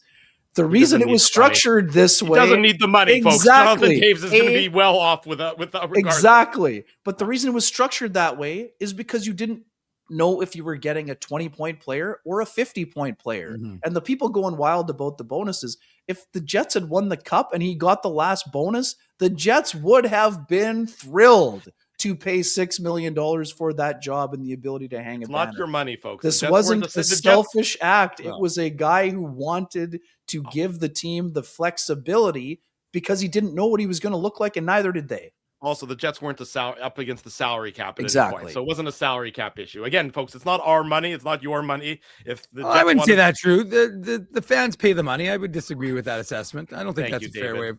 Well, I'm just saying it is. It is. Not writing a check. The Jets weren't the salary cap team. They don't need to worry about the finances of the True North Sports and Entertainment in this case. Ken, like I said, you're welcome to stick around, but we do need to go to commercial. So, if you're here on the other side, great. If you're gone to the Manitoba Golf Tour on the other side, well, it's a little snowy, but also great. So I'll tell you, my throat's a little bit sore. I'm gonna take my leave. I've enjoyed it. I've been, as usual, enjoying the chat room. Thanks for the passion. Yes. Thank you, Kenny. Again, thank you for not hurting my feelings, but I do appreciate all of your honesty. Thank you for listening. The buffet is officially closed. Thanks again, fellas. We'll see you on Monday. Cheers. Love you, Thanks, Kenny. Have a great weekend. Yeah, you too. Be well, Kenny. Okay, we'll go to break. We'll come back with more of the illegal. He's gone. He's gone. Like a Nirvana right before our eyes. He comes. I have a question though. If we want Ken to show up for 9:30, do we tell him that he's on at 10? Next time? Ken's going to show up as soon as when we invite him and he accepts the invite, just assume he's coming for the start of the show. That's just the only thing you can accept. I mean, the only problem is I always preset these tweets. You know, the tweet was set for 9. I had to do some back end work to amend it to 9:15 as opposed. Well, he was here at 9:05, but I just set it out at 9:15. Let's go. Commercial break. Much more on the other side. I want to thank you for not betting with Play Now and choosing our illegal gambling site instead. Because we couldn't afford things like this without your money. so much of your money. Now, you might have questions like, Do our profits benefit your community? No. Or bet with Play Now, Manitoba's local legal and secure gambling site. Dining, entertainment, parking, and convenience, all in one spot. City Place is located in the heart of downtown Winnipeg, attached to the Canada Life Centre. Whether you're working, living, or out for a night in the downtown, make City Place your go-to destination before or after the fun finds you. Lunchtime, game time, anytime. Visit City Place at 333 St. Mary Avenue, next to Canada Life Centre. Boys, I've made an important life decision, and I need your support. Oh boy. I've decided to get a grill. You mean a barbecue grill for cooking? Like, that's not an important life decision, Ezzy. No. A grill for my teeth. A grill for your teeth? Do I even want to know why you're doing this? It's simple, really. Every time I go to Holt Dental, I get treated so very well by Dr. John and his team that I need to keep finding additional reasons to go back. I rely on Holt Dental for all of my dental needs, and they do it all, from regular cleanings to cosmetic dentistry. Plus, they have free parking at their front door, and you know how much I love my convenient parking. For all your dental needs, Illegal Curve recommends Holt Dental, conveniently located on Taylor Avenue near Grant Park Mall. For more information, visit them online at holtdental.ca. For over 40 years, Rumors Restaurant and Comedy Club has been Winnipeg's home for stand-up comedy. Renowned in the comedy world as a must-play venue, Rumors has recently been named Canada's top comedy club and a top 5 comedy club in North America. From birthday parties to date nights to fundraisers, wedding socials, and everything in between, Rumors is your destination for the best live entertainment Winnipeg has to offer. For information on upcoming shows, Rumors' incredible promotions, and to purchase show tickets, visit rumorscomedyclub.com. Hey Winnipeg, Joe Carter here. I look forward to joining you in Winnipeg on June 4th for the Ray D. JCC Ken Cronson Sports Dinner. See you in June. Don't be late. At Boston Pizza, a fast lunch doesn't have to mean fast food. Now you can get a $15 lunch served in just 20 minutes, including your choice of a main, side, and drink. That's right, lunch for $15 at your local Boston Pizza.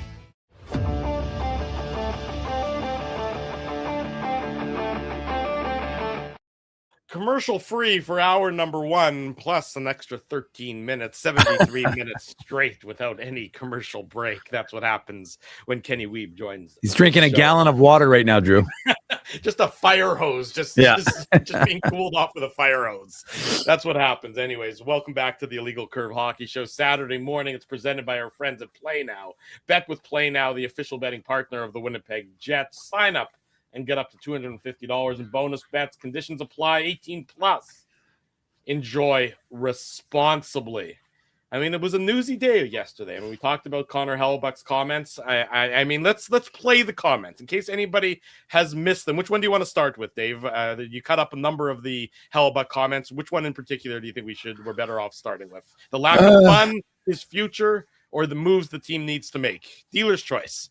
I'd start with with the future one we already played. Didn't we play that one already or no? We never actually played it. So why don't we should we play it to start and then we can I would start on the lack of fun, because I think that speaks to the nature of the way the team looked in front of him. Although I would again agree to say that he is part of that lack of fun. But go on. Let's go. Said how much fun or not fun, I guess, was this season, the Olympics aside and what that brought, but the Winnipeg Jets season for you, I don't imagine was a whole lot of fun, was it? No. This year was chaos.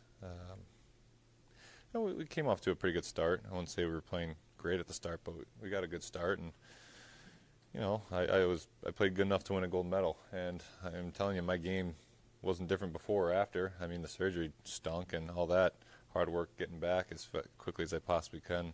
That was a lot, but it's not like I felt my game died off by any means. I thought I kept growing and doing what I do every year and taking small steps forward. And fixing things I need to fix and put my best foot forward. And, the amount of bad bounces we got this year, there was a lot. I don't think this team is deserving of the spot that we're in. We got a lot of bad bounces, but we also created a lot of our own bad luck.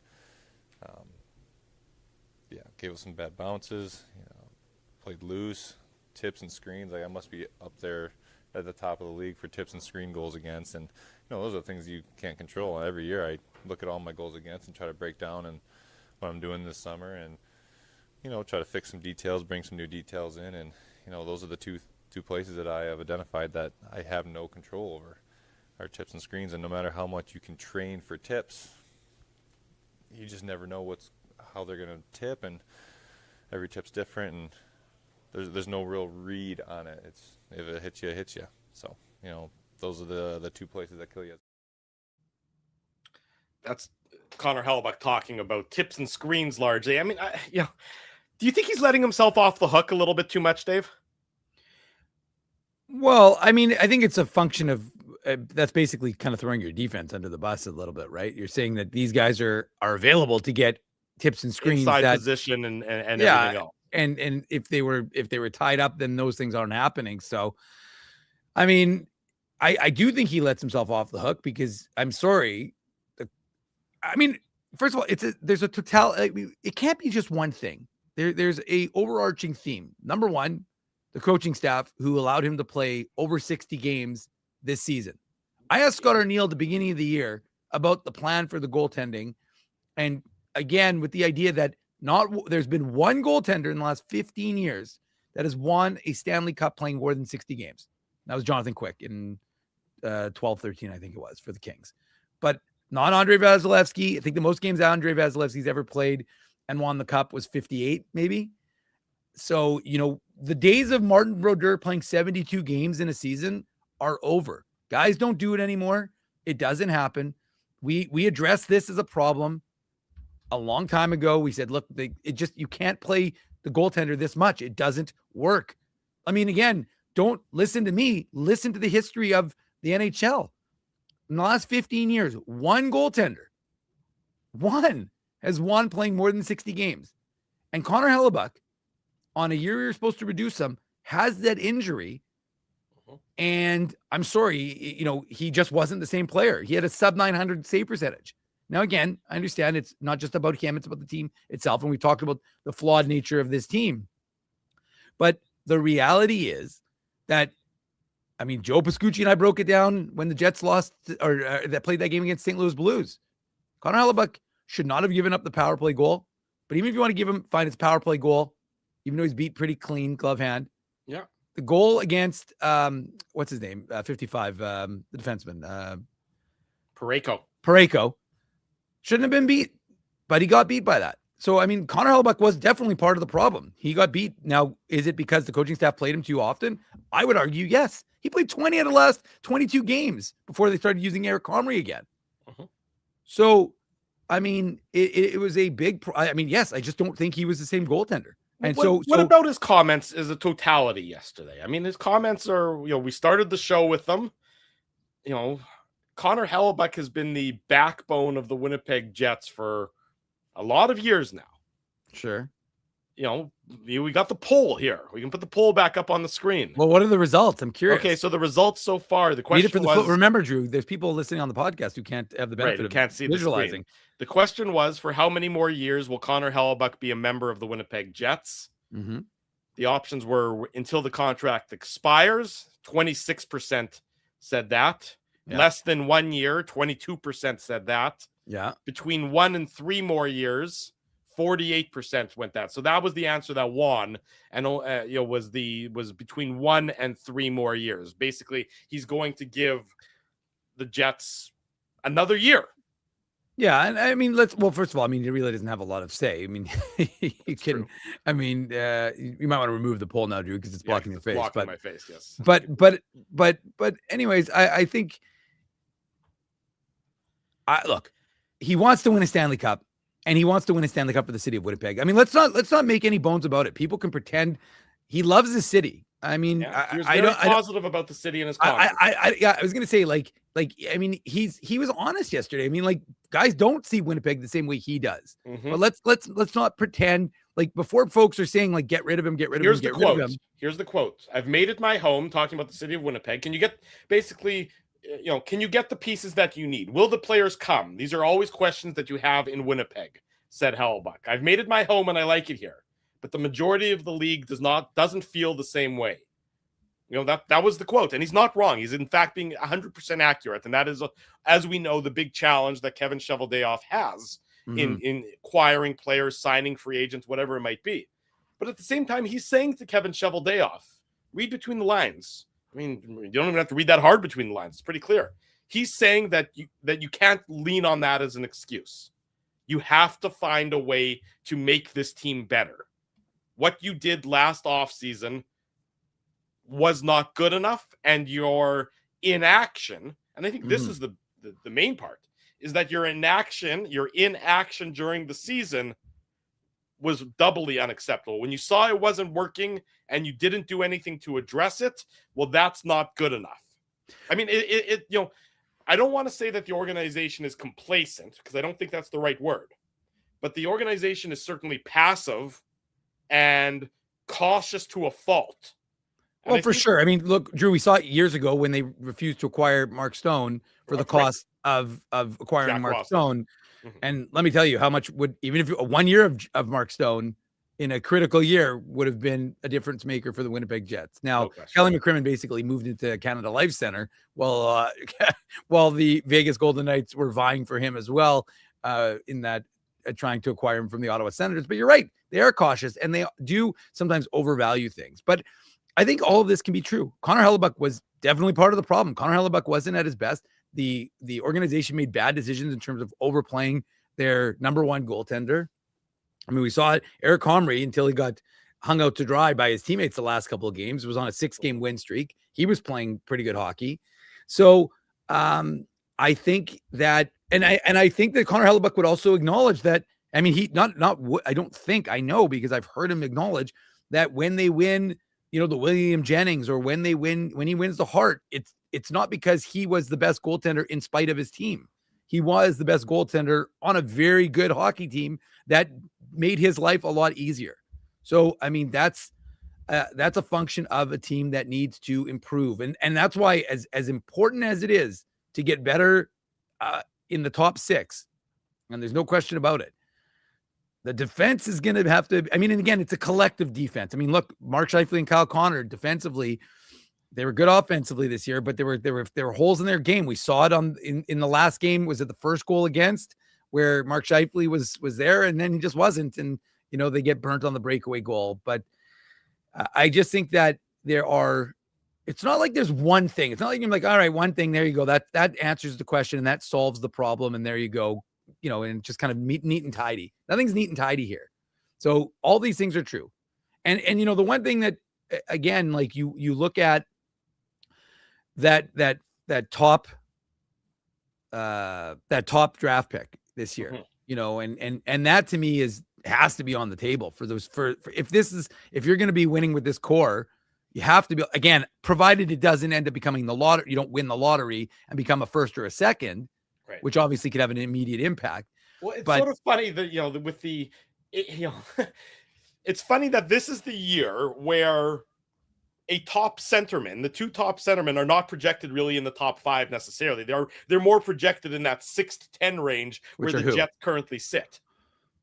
Who are those? Who are the centers? You should probably Caleb Malhotra, and the kid from Boston University, whose name has completely escaped my mind. Of course, as we sit here, always how that works. Oh, sorry, I thought you were looking at a sheet there, Sir Drew. Oh, no, I wasn't looking at a sheet right there. But but the problem is, again, that's great, but Caleb Malhotra, who, again, whenever I'm looking at Lawrence, that's Tynan Lawrence from Boston. Snackatoba and Hamilton Dave. Yes, thank you both of you for fixing my broken brain. And Tom Servo. But anyways, I think what it comes down to, Drew, though, is that it's great to have 2 young centers. Are they projected to be in the NHL next year? Again, look. So again, I've been on the go get Robert Thomas if he's actually available. Train since we heard his name out there. Yeah, no, I mean, I don't think there's any question that you have to do something significant. And again, if it costs you 3 or 4 pieces, with the exception of probably Salamonson, which again, I know a lot of guys are going to want Salamonson as part of the return, but you know, that's part of the if it costs you a Boumediene, if it costs you a Frey, if it costs you, you know, a Jagger. Okay, well, you know, I mean, Jagger is projected, like I've had people tell me Jagger is going to be a player, but the problem is that you don't, with this core, Drew, you don't have the window to say 2 or 3 years from now we can afford to do that. And quite honestly, again, like I said, the fan base itself is sitting there going like, okay, what are you? Are you the President's Trophy winner? Or are you the team that's like 86 points or 82 points, whatever they finished with? Are you the 116 point team or the 82 point team or somewhere in the middle? And can you get back? Again, you don't have to be a Stanley Cup champion to be with 116 points. In fact, you most likely are not going to be as the President's Trophy winner. Colorado might have something to say about that this year, Drew, but it's not that you need to be that, but you need to obviously be, you know, 106, 110 point team, or 106 to, you know, 108, whatever it is, in the mix and in that top 3. And the one thing we got to focus on, Colorado Avalanche are going to be very good next year. The Dallas Stars are going to be very good next year. The Minnesota Wild are going to be very good next year. The Utah Mammoth are only getting better next year. Chicago Blackhawks are likely to be better. Chicago will be better, but I still don't think they've still got a ways to go. But if you had to choose, I mean, again, if you look at the Central Division, and if you had to choose the trajectory of the I'm doing that right now. I'm saying that those 4 teams that I've just mentioned are those right now. But Drew, to be honest with you, so much can change. Last year, everybody remember this time last summer, maybe not this time, but last summer, everybody had the Jets in the top 3. So I'm just saying that things can change either quickly or not. But for right now, I've got those 4 teams ahead of the Jets. St. Louis is in the same ballpark as Winnipeg, and then you've got Chicago below them. But again, that's not where you need to be, because it's not like you want to be that middling team. You need to figure this out. But the problem ultimately is you can't just snap your fingers and make 3 players appear and make 3 players disappear. You can try and be creative, but I mean, you don't need, you know, again, when your core is as good as it is, statistically, forget about the, you know, again, just look at the production of the core this year and you're saying, okay, I'm comfortable with that. Mm-hmm. It's a lot harder to find core elite players than it is to find out guys to fill in around them. You know, it's hard to trade for superstar players. It's hard to trade for 100-point guys. Sure. The Jets have those guys. They have the 40-goal scorer in Kyle Connor, the elite goal scorer. They have the Norris Trophy caliber defenseman in Josh Morrissey. They have the number 1 center in Mark Scheifele, 100-plus points. They have the very nice complementary piece to them in Gabe Vilardi. Now, Kevin Cheveldayoff can't find excuses this offseason. No. Their goalie, the superstar goaltender, said as much. And I also believe that he's speaking, that what he's saying would also be echoed. They didn't have an opportunity, or they didn't do so publicly, but it would also be echoed and agreed upon by Morrissey, Scheifele, Connor, Vilardi. These guys would also say, yeah, damn right. Go find something. Don't give excuses. Be bold. It's time for bold flavors. Well, and I Not think reckless flavors. Nobody wants pickle and barbecue together necessarily. Maybe they do. That could be tasty. Well, I mean, I'm not sure about that. A nice little pickle on the. That's not the best one we've gone with. You know, pickle with barbecue actually would probably work pretty well. So yeah, I'm like, oh, really? Nobody wants. I mean, I don't know. You know, maybe. What analogy are you going to torture now? How about fish and pickles? Maybe we don't want fish and pickles together. No, that's not true. No, I get a pickle sometimes when I pick up a Lux bagel. Have a nice little pickle. Okay, well, that's different than I'm talking like, you know, Anyways, all right, let's just move on. Forget Let's about move on. Let's move on from the idea. So this is gonna. We've got a clip from Kyle Connor. Then maybe we'll go to our next break. But Sure. Kyle Connor was asked about from Kelly Moore, and I'm going to play the clip in a second. Just that idea of, and more to the point of what you're talking about in terms of the winning. That's the second part of this question. But he was asked about injecting the youth or the veterans, and this is what Kyle Connor had to say in that regard. One of the components, Kyle, was the addition of guys like Brad Lambert, and then through trade Isaac Rosé, and then as the trail continued on, there were a couple of other younger guys added to the mix. In terms of that getting quicker, as a teammate, did you see something from those guys that excites you about coming to fall and maybe this team, after several years of veteran additions, that maybe it does get a little younger? Yeah, well, yeah, I mean, all those guys are, very talented, or skilled players, and I thought they did a good job when they were, called upon and towards the end of the year. And it's sometimes you need it. Like it's, just look back to, like the 2018 when a lot of us guys here now are older. We were on entry-level contracts coming in, and you need that good mix of, veteran players and, guys coming in. It's just, finding the right time and the right fit. So, obviously that's, not the decision I make, but it's, when that timing is, and it's whether that makes sense or not. And, we've seen it done, I guess you could say. Yeah, not to put words into your mouth, but it sounds like you would certainly embrace that if that was the decision that management made then. I mean, I'll embrace winning. So it's, if they bring it in and we win, if it's somebody else, it's, the bottom line is, this sucks for sitting here and doing this. Everybody wants to win and be playing games in the playoffs. So I think everybody in this room, especially the guys who've been here for a long time, and, whatever makes us the best team is, we fully embrace that. Kyle, what stood out to you about Mark's season? One of the best in Jets history. I mean, he's right. The players don't care who helps them win. They just want players who help them win. They don't care if they're 18 or they don't care if they're 88. Get me players that are going to get us players alongside us who are going to help us win. Yeah, and that was again, both. I think both are relevant to today's discussion, but I just think like the second half of that answer was one I was more. Bottom line is he doesn't care what it looks like, who they are, as long as they help this team win.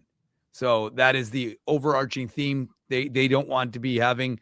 I mean, look, can you imagine what it would be like if this is the same conversation next year because this team doesn't make the playoffs? So it will.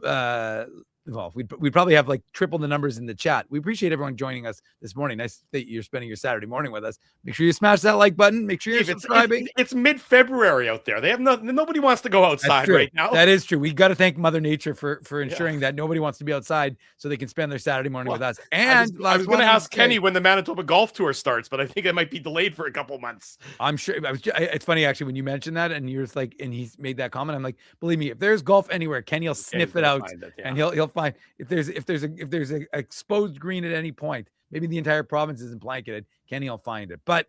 And then the only thing I was going to say is make sure you let people know to share our stuff. Go on our Facebook group and hit the share button. Share those videos. Remember, folks, we had every media availability yesterday.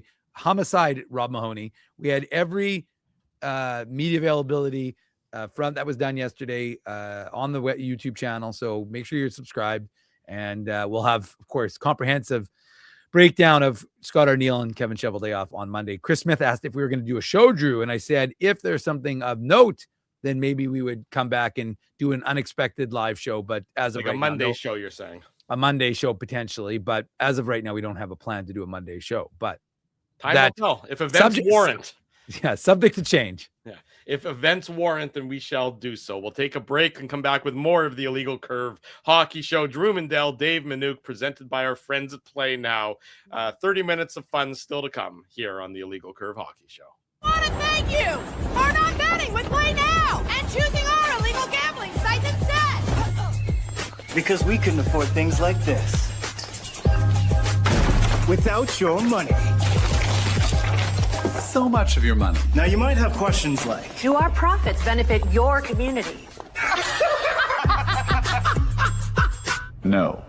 Or bet with Play Now, Manitoba's local legal and secure gambling site. Dining, entertainment, parking, and convenience all in one spot. City Place is located in the heart of downtown Winnipeg, attached to the Canada Life Centre.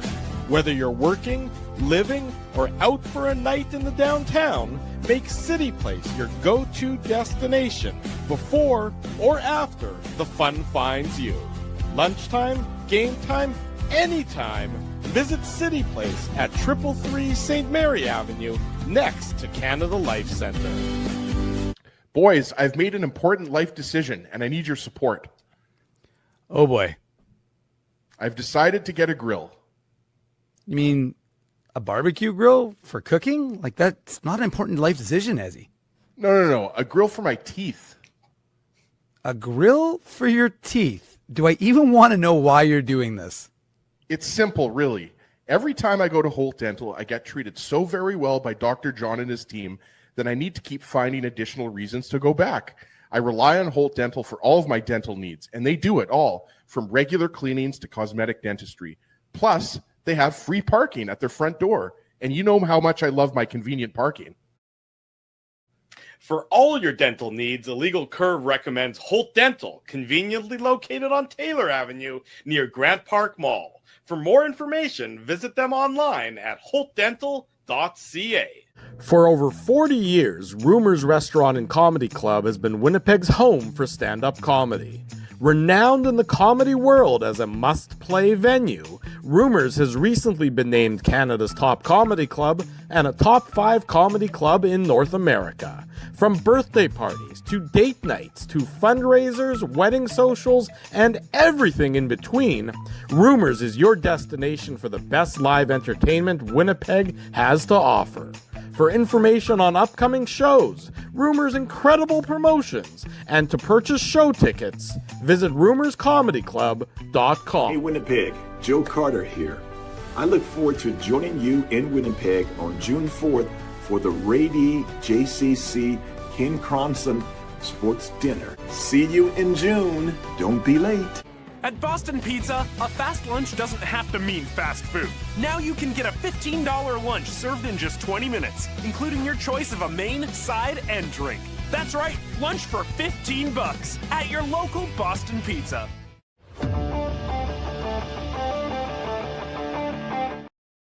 We continue this edition of the Illegal Curve Hockey Show, talking about a lot of the player comments after yesterday's end of season media availabilities.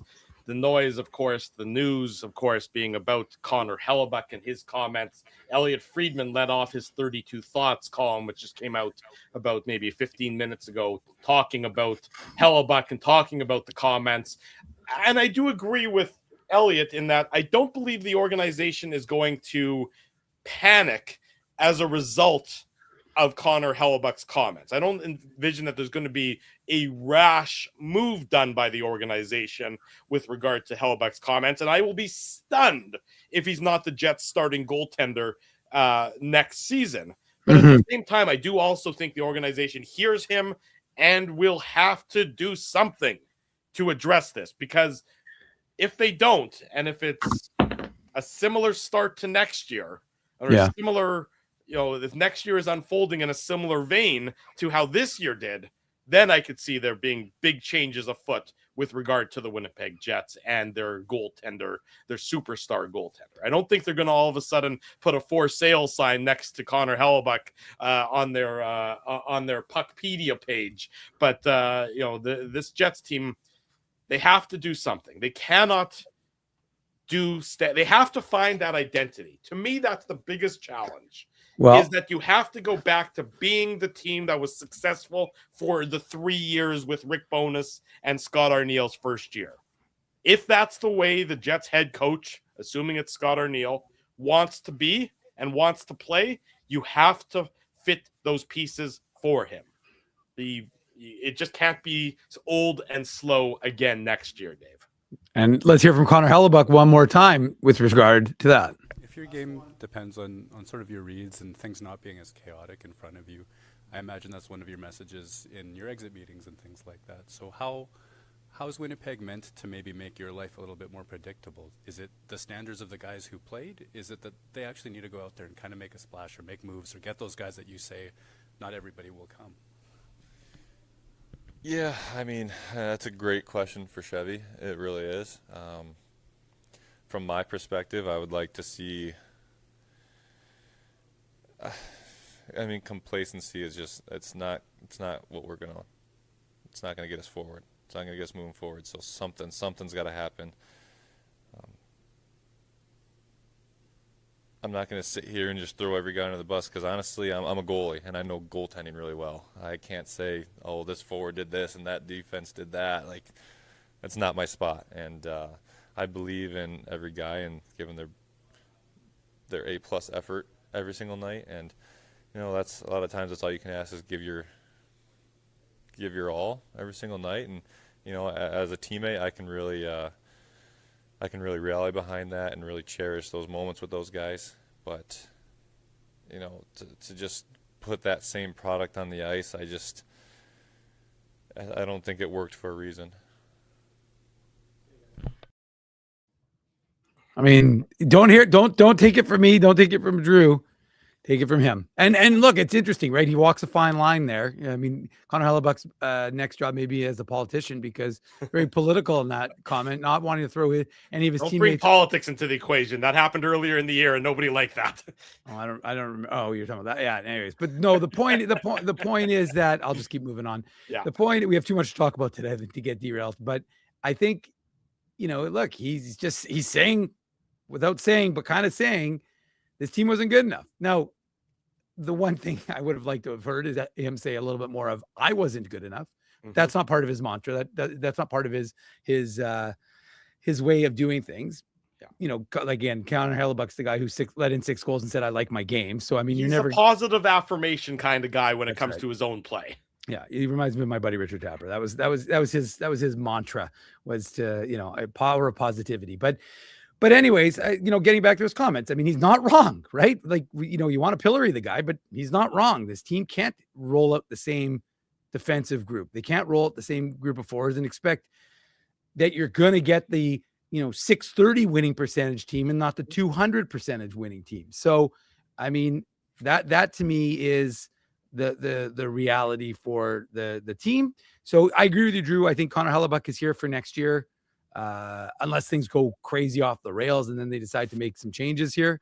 But if not, if I just don't see a world in where he's not a member of the Winnipeg Jets to start next season. So, and I think maybe look, this is a very close team. This is not a team of individuals. These guys are all very close. So, I mean, I don't think he's speaking that without having had conversations with Mark Scheifele, Josh Morrissey, Adam Lowry, and maybe he just chooses to be the guy who's voicing it because of how important and how pivotal his role is on this team, right? But yeah, I just would be surprised that he's not going out on his own. He's not going rogue and saying that without having had conversations with his teammates. I agree wholeheartedly with that. That I'm certain. I'm saying with a fair degree of certainty that maybe they didn't know exactly the words he was going to use, but that the other members of this Jets core knew that Connor Hellebuck was going to be the one to deliver the message, because I think to some extent it comes almost loudest from him, that when he speaks,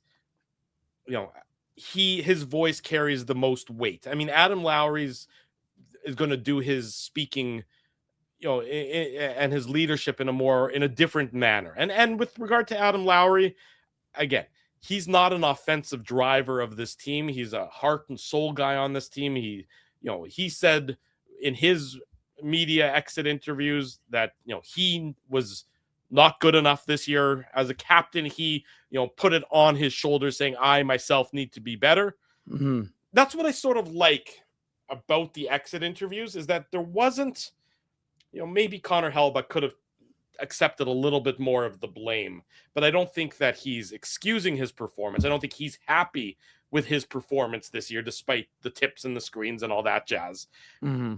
I think to a T, they all know that everybody needs to be better in some regard next year, but that the organization needs to support them in a better manner, that the organization needs to be better with its decision-making, that the organization needs to be better with its evaluation, that the organization needs to be better, smarter, faster with how they process decisions and how they evaluate opportunities available to them. That is, to me, the players are saying, look, the best players were the best players this year, and they were by and large. We've done what we can do. Now the organization needs to fill in the blanks all around us. It's one thing if the second, third, and fourth lines were terrific for the Jets this year, and the superstars were the ones who were disappointing. That wasn't the case. The superstars were superstars. Yeah. It's up to the organization now to make sure that they're getting the right talent and the right pieces to supplement the superstars. And that's where to supplement and add on and build alongside, that's the job of Kevin Cheveldayoff in the offseason. Scott Arniel's job to improve as well. I mean, you heard Kenny say, I guess about 90 minutes ago or so, that he thought there's going to be a change among a coach on the in the staff, that Scott Arniel himself, he expects to come back as the Jets head coach, but that Ken expects that there's going to be a move with regard to one of the assistant coaches, whether that is a move to improve the power play, a power play that was a dynamo a year ago, that was instead bottom third of the league this year, a PK that, I wouldn't say it was dynamic, but it wasn't bottom third of the NHL. I mean, there's the offseason lesson is, I think there's big room for improvement around the margins for this team and sort of lower down in this team. And that as a result should hopefully improve everything else alongside of it. I mean, I don't believe that this team thinks that they are, or this organization thinks that they are as poor as they were this year, which maybe that speaks to arrogance, or maybe they're fooling themselves. But at the same time, as Kenny said, you look at the Jets record from after the Olympics to forget about the last 4 games. They were one of the better teams in the NHL at that point in time. Now, dead cat bounce, maybe. Beating up on equally mediocre teams, maybe. It's an interesting offseason, Dave. Yeah. I mean, I don't think we have a longer one by a few weeks than we did last year. Yeah, about 6 weeks or so. Yeah. Unfortunately, I wish we had a few more weeks of content. I'm not going to lie. We still have the Manitoba Moose, but the truth is, Drew, we are not going to lack from content to discuss about this Winnipeg Jets team, because I mean, it is going to be a fascinating offseason. And for our show next Saturday, or if we do a pop-up show this week, I mean, the fact is that what Kevin Cheveldayoff and Scott Arniel have to say on Monday is going to be very interesting. And what I was going to say, just kind of to finish off the thought, my thought originally, which was the whole Hellebuck thing. I mean, is it a coincidence that he was the last speaker? No, I think it was done deliberately. And again, pointing out something that Elliot wrote. A lot of these teams, when a player goes, and I'm going to say scorched earth, but I don't think that's what Connor Hellebuck did, because scorched earth is too dramatic. Yeah, it's a little dramatic, but you know what I'm saying. Yeah. A lot of these teams try and hide those videos. They try and push down those videos. The Jets organization, 10 years ago, I don't know that they would have done this, but they didn't hide this video. It was front and center, obviously on our website, because kudos to you for doing a great job like you always do. Thank you. We had the video on illegalcurve.com, as you would expect. We always have the videos, but the organization themselves had it on their website as well. And I think that does count for something, in that they're not trying to hide, that they are willing to acknowledge and accept the comments from Connor Hellebuck as true, honest, and deserving of their place in the spotlight for us to talk about, for Elliot Friedman to talk about, for Ken and Mike and Sean and Danielle and Murat and Connor and Liz and everybody to talk about. They didn't have to hide it from anybody. Did I miss anybody? No. But I mean, it'd be an even bigger story if they didn't publish it. Absolutely. It'd be insane if they didn't publish it and suddenly said, "Oh, well, we're just gonna pretend like that didn't happen." I know what you're saying, but anyways, and if you have further opinions, if you want to share more thoughts, Ken Wiebe and Mike McIntyre are going to have a mailbag in the Winnipeg Free Press. So if you want a more fulsome response, although Kenny was pretty fulsome today, spending almost an hour with More than us. 70 minutes fulsome. Yeah. So if you feel the need, send Kenny or Mike an email or DM them on social media, and they can share. You can share further thoughts, or maybe pin them down on more answers to your questions that you have. But no, I mean, I think we appreciate Ken joining us this morning, of course, and offering his takes, whether you agree or disagree with them. But it is what it is. And again, like I said, everyone, including the chat, are entitled to their opinion. Where's the poll at right now, Drew? Well, let me see. I think when you take the poll off the screen, it stops working. So it hasn't changed at all. No. Oh, no, I don't think so. I think people can, because I think the chat still see the poll. I think it's just hidden from the screen. Is it not? No, I think it's off. I mean, because it's. I mean, I can go to the YouTube channel and look to see if the poll is available. That would be the easiest way of doing it. But that would be the easiest way of doing it. I'm on the YouTube channel right now. If I go, I don't see the poll anywhere. But I mean, I don't know how this technology works or anything along those lines. I think the poll needs to be on the screen in order to resonate and generate the votes. So Bailey's telling us she can't see the poll. So the poll hasn't changed, believe it or not. If you can't vote on the poll, the voting results are not going to change. So lesson learned on our part. That'd be the best. Do you love a legal curve? We get one vote. Oh, it's perfect. It's 100%. Yeah. We have 100% confirmation that everybody loves a legal curve. It's okay. Anyways, it doesn't matter. But the point is that everyone is entitled to their opinion. I mean, just do it in a respectful way. But everyone has an opinion. There's no, there are some dumb opinions. Usually they're from Drew, but otherwise we appreciate everyone else's opinion. Here, I'll put the poll up there. We'll go to break. I'll keep the poll. No, because then it's going to be on over the then it'll be on the commercials. Okay, forget it then. It doesn't really matter. Go to break anyways. We'll go to break. We'll come back and we'll have the poll up for the last 5 minutes or so of the show. How about that? Sure. Okay, there you go. One more commercial break. Last couple minutes of the Illegal Curve Hockey Show still to come. Don't go anywhere. Drew Mandel, Dave Manouk on a Saturday morning. This is the Illegal Curve Hockey Show. I want to thank you for not betting with Play Now and choosing our illegal gambling sites instead. Because we couldn't afford things like this without your money.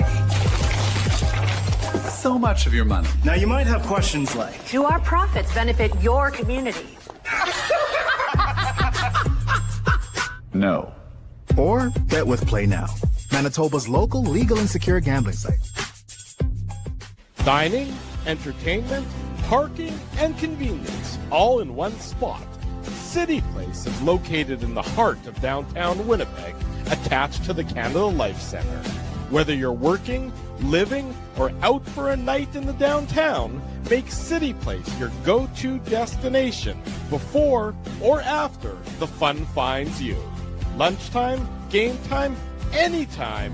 Visit City Place at 333 St. Mary Avenue, next to Canada Life Centre.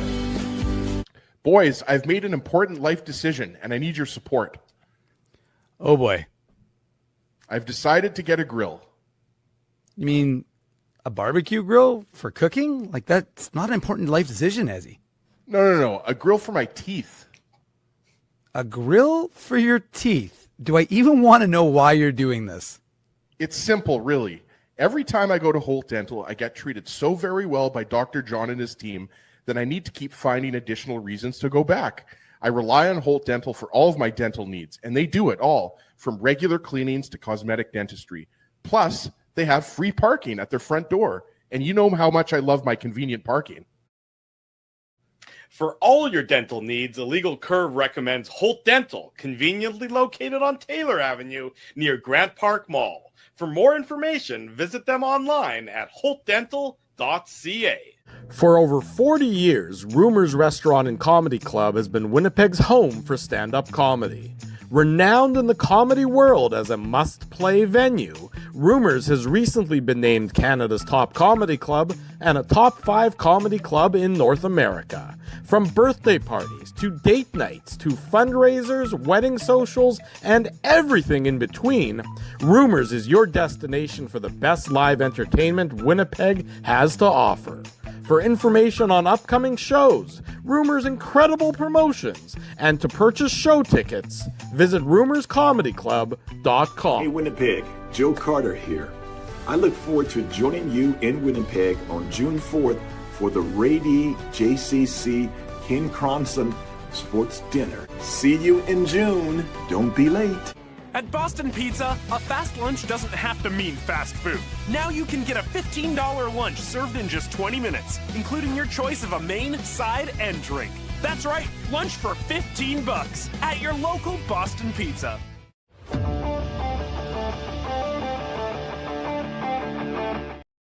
Well, you're holding up an illegal curve hat for some reason. I'm holding up an illegal curve hat, Drew. Okay. With the Squatch. I'm sorry. Is that a word you're allowed to say on this broadcast? I am indeed. The Squatch. Do you see it right here? The Squatch. I mean, I see you holding something that's got the IC logo. The word Squatch is not something I'm familiar See with. this? See this? So that do. basically, so this hangs on your wall. Okay. This hangs on your wall. Yeah. And then your hat goes into the top of your part of your hat. And then this way your hat sits on your wall. So I'm about to disappear with my green screen here. But the fact is, so that's a local Colin. It's a local guy who's making these, has these designs and wanted to make some for illegal curves. So he made me 10 of these squatches. Where are my squatches? Well, you don't really wear hats. I have hats. You do, but I mean, I'm a hat guy. And to be honest with you, I'm going to be replacing all of that moose paraphernalia with I'm going to put the squatches up on the wall with various IC hats over the years that I've worn. And that is going to be my new thing. So thanks to Colin and the Squatch for doing that. Andrew, since we're shouting out collabs that IC is doing, maybe you want to bring up my I just want to bring it up right now because this is something fishing related. I mean, I'll make it even bigger if I can. Check these out. Our boy Mike, Element Custom Baits, made some IC fishing lures. How sick are these bad boys? 60s and 70s, folks, for folks who like to fish. I may or may not have shown one of the Jets yesterday while we were waiting, and he was quite impressed by the design. And Mike at Element Custom Baits does awesome work. We have so many talented local people who are doing things that it's just incredible. So I'm always happy to work with folks, and so this was something that we were talking about working on for a while now, and Mike's machine finally arrived. So we are excited to get these in the water. Of course, as you can see, they still don't have any hooks on them, but when they do, we're going to get those in the water. Of course, that is when we can use these for ice fishing, but we can also use these for summer fishing, and which I'd like to be doing right now. And unfortunately right now. So just so I'm clear, you've got something for hats and something for fishing. Two things that I don't do a lot of. I'm very selfish. I can tell you that. I was going to say, is there anything at all that I can use here? It's all about me. Well, Is there anything that I get? Don't forget when Krispy Kreme reached out to you and you didn't give Ezzy and I donuts. I have never forgiven you for that. I remember that to this day. And so whenever anybody approaches us about collabs in any capacity, I always say, well, how can I do this so Drew Mandel will not benefit? And the IC lure, although Corey is bringing this into a thing, can you lure a few free agents? Well, if they like Excellent, fishing, Corey. maybe we'll give them some IC lures. But I want to give a shout out to Mike at Element Custom Baits because these are very sick. So are these for sale somewhere, or are these? No. It's funny that seems to be. Well, I mean, to be honest with you, depending on if I start catching some big fish with them, maybe folks will be interested. But Mike posted on his website. And it was funny because I'm going to read you some of the comments. Can't wait to lose this on my first cast. These are so sick. Those are tremendous. Definitely take a couple. Can't wait. Hopefully I grab a few soon. And then the best is Mike's like, I just made these for you. These aren't supposed to be for sale. So maybe IC and Element Custom Baits will go into the lure business together. There you go. So big thanks to all the local Winnipeg craftsmen and craftswomen, I guess, for making these cool things that I have no use for, but Dave does. So that's the important part, is that Dave will have a lot of use for them. And really, if you're better, if you're going to appeal to anybody between Dave and I, definitely appeal to Dave. He's by far the more valuable of the two members of Illegal Curve. And I'm also much easier to buy off. So there you go. He works for cheap, folks. That's fun. That's fun and great stuff all around there. And, again, go ahead. No, I was going to say, I know we're up against it because, I didn't think 2 hours, Drew, quite honestly, was going to be enough time for today's show because there's so much to talk about. Good thing we have months on end without any Jets games to talk about that we can use it for.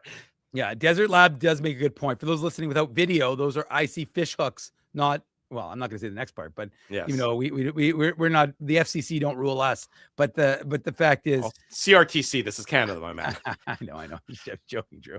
But anyways, because you know, there's a few songs. I don't know how many songs there are about the CRTC, for the record. But anyways, maybe we can drop some fat beats about the CRTC in the off season now that we have nothing but time on our hands. I'm sure that's what folks are dying for. Is Drew's next? Well, rap. I mean, again, I don't know if you saw it, but I guess somebody in Ottawa, like they released a fan rap video cheering on the Senators. I'm sure that's not cringe. It's cringe. Don't do this, people. Again, we don't have to worry about it in Winnipeg. And far be it from me to tell people how to fan. And, you know, but they're usually pretty cringe. I believe one of the local radio stations last year released a music video related to the Winnipeg Jets playoff run. Yeah, I mean, it's enough. I know. Anyways, forget about that nonsense. And again, like I said, don't forget, folks, the Moose. I'm not going to go over it too much because, of course, you know, we're up against it. We're into overtime. But the Moose did play yesterday. Didn't win. Shootout. They looked like they were going to win. The pride of Fox Warren, Manitoba, Dawson Bartow scored with about 1:34 to go. But the problem is when you give up a goal 22 seconds later, hard to win in regulation. So the Moose squandered an opportunity because Texas also they destroyed Rockford, despite what Drew said the night before, where he was erroneous in his assessment of the AHL games. It's not my fault that the AHL, that Googling AHL scores pulled up something from 2025. How the hell was I supposed to expect that? No, that's fair by you, Drew. But ultimately, the Moose ended up having to settle for a shootout loss. I will say Danny Zhilkin featured a couple times. He scored his 12th goal, really nice goal. I mean, again, 12 goals. Having a good season with the Manitoba Moose, 12-12 he's got. But he got his legs moving, went around the D, he scored a nice goal on his own, buried his own rebound. So again, he's really, as Kenny said, he's put himself on the map for the Winnipeg Jets. No question about that. And then although he also put himself, did you see the save, Drew, in the shootout? You know, go to my go to my Twitter or whatever. It's here. I mean, bring it up actually. Bring it up because it's actually, we have to show the chat because this save was the save of the year. Like honestly, like I'm sure Danny Zhilkin's not happy that he's going to be, but NHL already featured him on their website or on Twitter. But you got to show the I'm sorry for folks listening to the podcast, but this was. We'll wrap insane. it on this save. Okay, here it is. This is Danny Zhilkin getting ready for the shootout attempt. Is that correct? Yes. Okay, here we go. He's going for a couple of a little skate around. Yeah. I'll do some play-by-play, and here he goes. We'll do the play-by-play. What are you doing? Picked up the pocket, center ice, makes a move. Oh. But no, my back hurts. Wait till you see the replay. The replay is insane because that shows, that's crazy. You're like, oh, he caught it. He knocked it out of the way. Just wait till you see the replay. And oh my God. How did he make that save? I would be in traction. I mean, just looking at his body contorting in that way makes me hurt. So that would be here's a nice little picture of a birdie on my background. Well, thank you for showing us your background there, Drew. But there you go. But anyways, so Zhilkin had a beautiful goal for the Manitoba Moose. He also featured in what will most likely be a save of the year candidate, unfortunately. Yeah, Dave, we all do. That was incredible by Danny Zhilkin. So the Moose, they will wrap up their season tonight in Iowa, down in Des Moines. And if they win, so I hear when you're there though, they call it Dave Moines. They do. That's exactly what I have been to Des Moines, actually. Really? Once upon a time. Well, my buddy was doing his PhD in Iowa, so I went and visited him there for once or twice. Actually, in fact, as a quick aside, Drew, you know what we did? Went to the Iowa State Fair, and they have a butter cow at the Iowa State Fair. An entire cow, life size, made out of butter. So. Everything is better in state. And oddly, Ezzy was there at the same time, and you guys didn't know about it. Yeah, we're like, oh wait, why does that cow have a giant beard? But yes, it was the state fairs are always a good time. I'd never been to one before I went to the Iowa State Fair. Good times down in Iowa. The Moose are looking to end their season with a win. I don't anticipate that they'll get any boost. I should mention Tyrell Bauer took warm up yesterday, didn't play. I would expect him to play tonight as they get ready for the playoffs. And worth noting also, David Gustafson returned after dealing with injury. So he was back in lineup. That was a big boost. And like I said, if they win and Texas loses, the Moose can guarantee themselves a spot in the second round and bypass that first round, or as some call it, the play-in series, which would be against Milwaukee. So they've guaranteed either home ice for the first round / play-in series, which I think will start Wednesday. And if not, if they can win and Texas loses, which is the Texas losing is the more difficult part. Right. After I think they won like 7-0 or 7-1 yesterday. If they can, then they'll jump into third and they would play Chicago, and that would start the week, either next weekend or the week after. So lots going on with the Moose. And the last thing I will say, Drew, because we now know what school Sasha Boumediene is going to, it has been declared. I said there's 3 options: Ohio State, Michigan, or Denver. And he chose, and we know this courtesy of our good friend Brad Schlossman of the Grand Forks Herald, who covers college hockey like no other. He's going to Ohio State. Now, some folks were curious as to why, but if you'll remember, his dad, Joseph, was a member of, he might still be actually, but he was a member. He's been a member of the Columbus Blue Jackets and worked for them. And Sasha lived in Columbus back in 21, 22. He was there for a couple of years playing in their under 16 program. So he grew up in Columbus to a degree, and when he wasn't in Sweden, and he's going to go to Ohio State for next year, where he will join 2025 6th-rounder Edison Engel, who is currently with the Brantford Bulldogs on an incredible 8-0 run in Brantford. So there you go there. And I don't know. Sorry, lastly, T. Conapoli asked me, I don't know if Elias Salamonson is going to be ready. We won't know till Monday when we hear from the coach and GM, but not great. I mean, he's again, good days, bad days is what Scott O'Neill last told us during the last update. So he hasn't played in a while. His last game was that Dallas game. I think that was April 2nd. So 16 days ago was his last game. So I expect Brad Lambert returned, expect Nikita Shibergov returned, expect Braden Yager returned.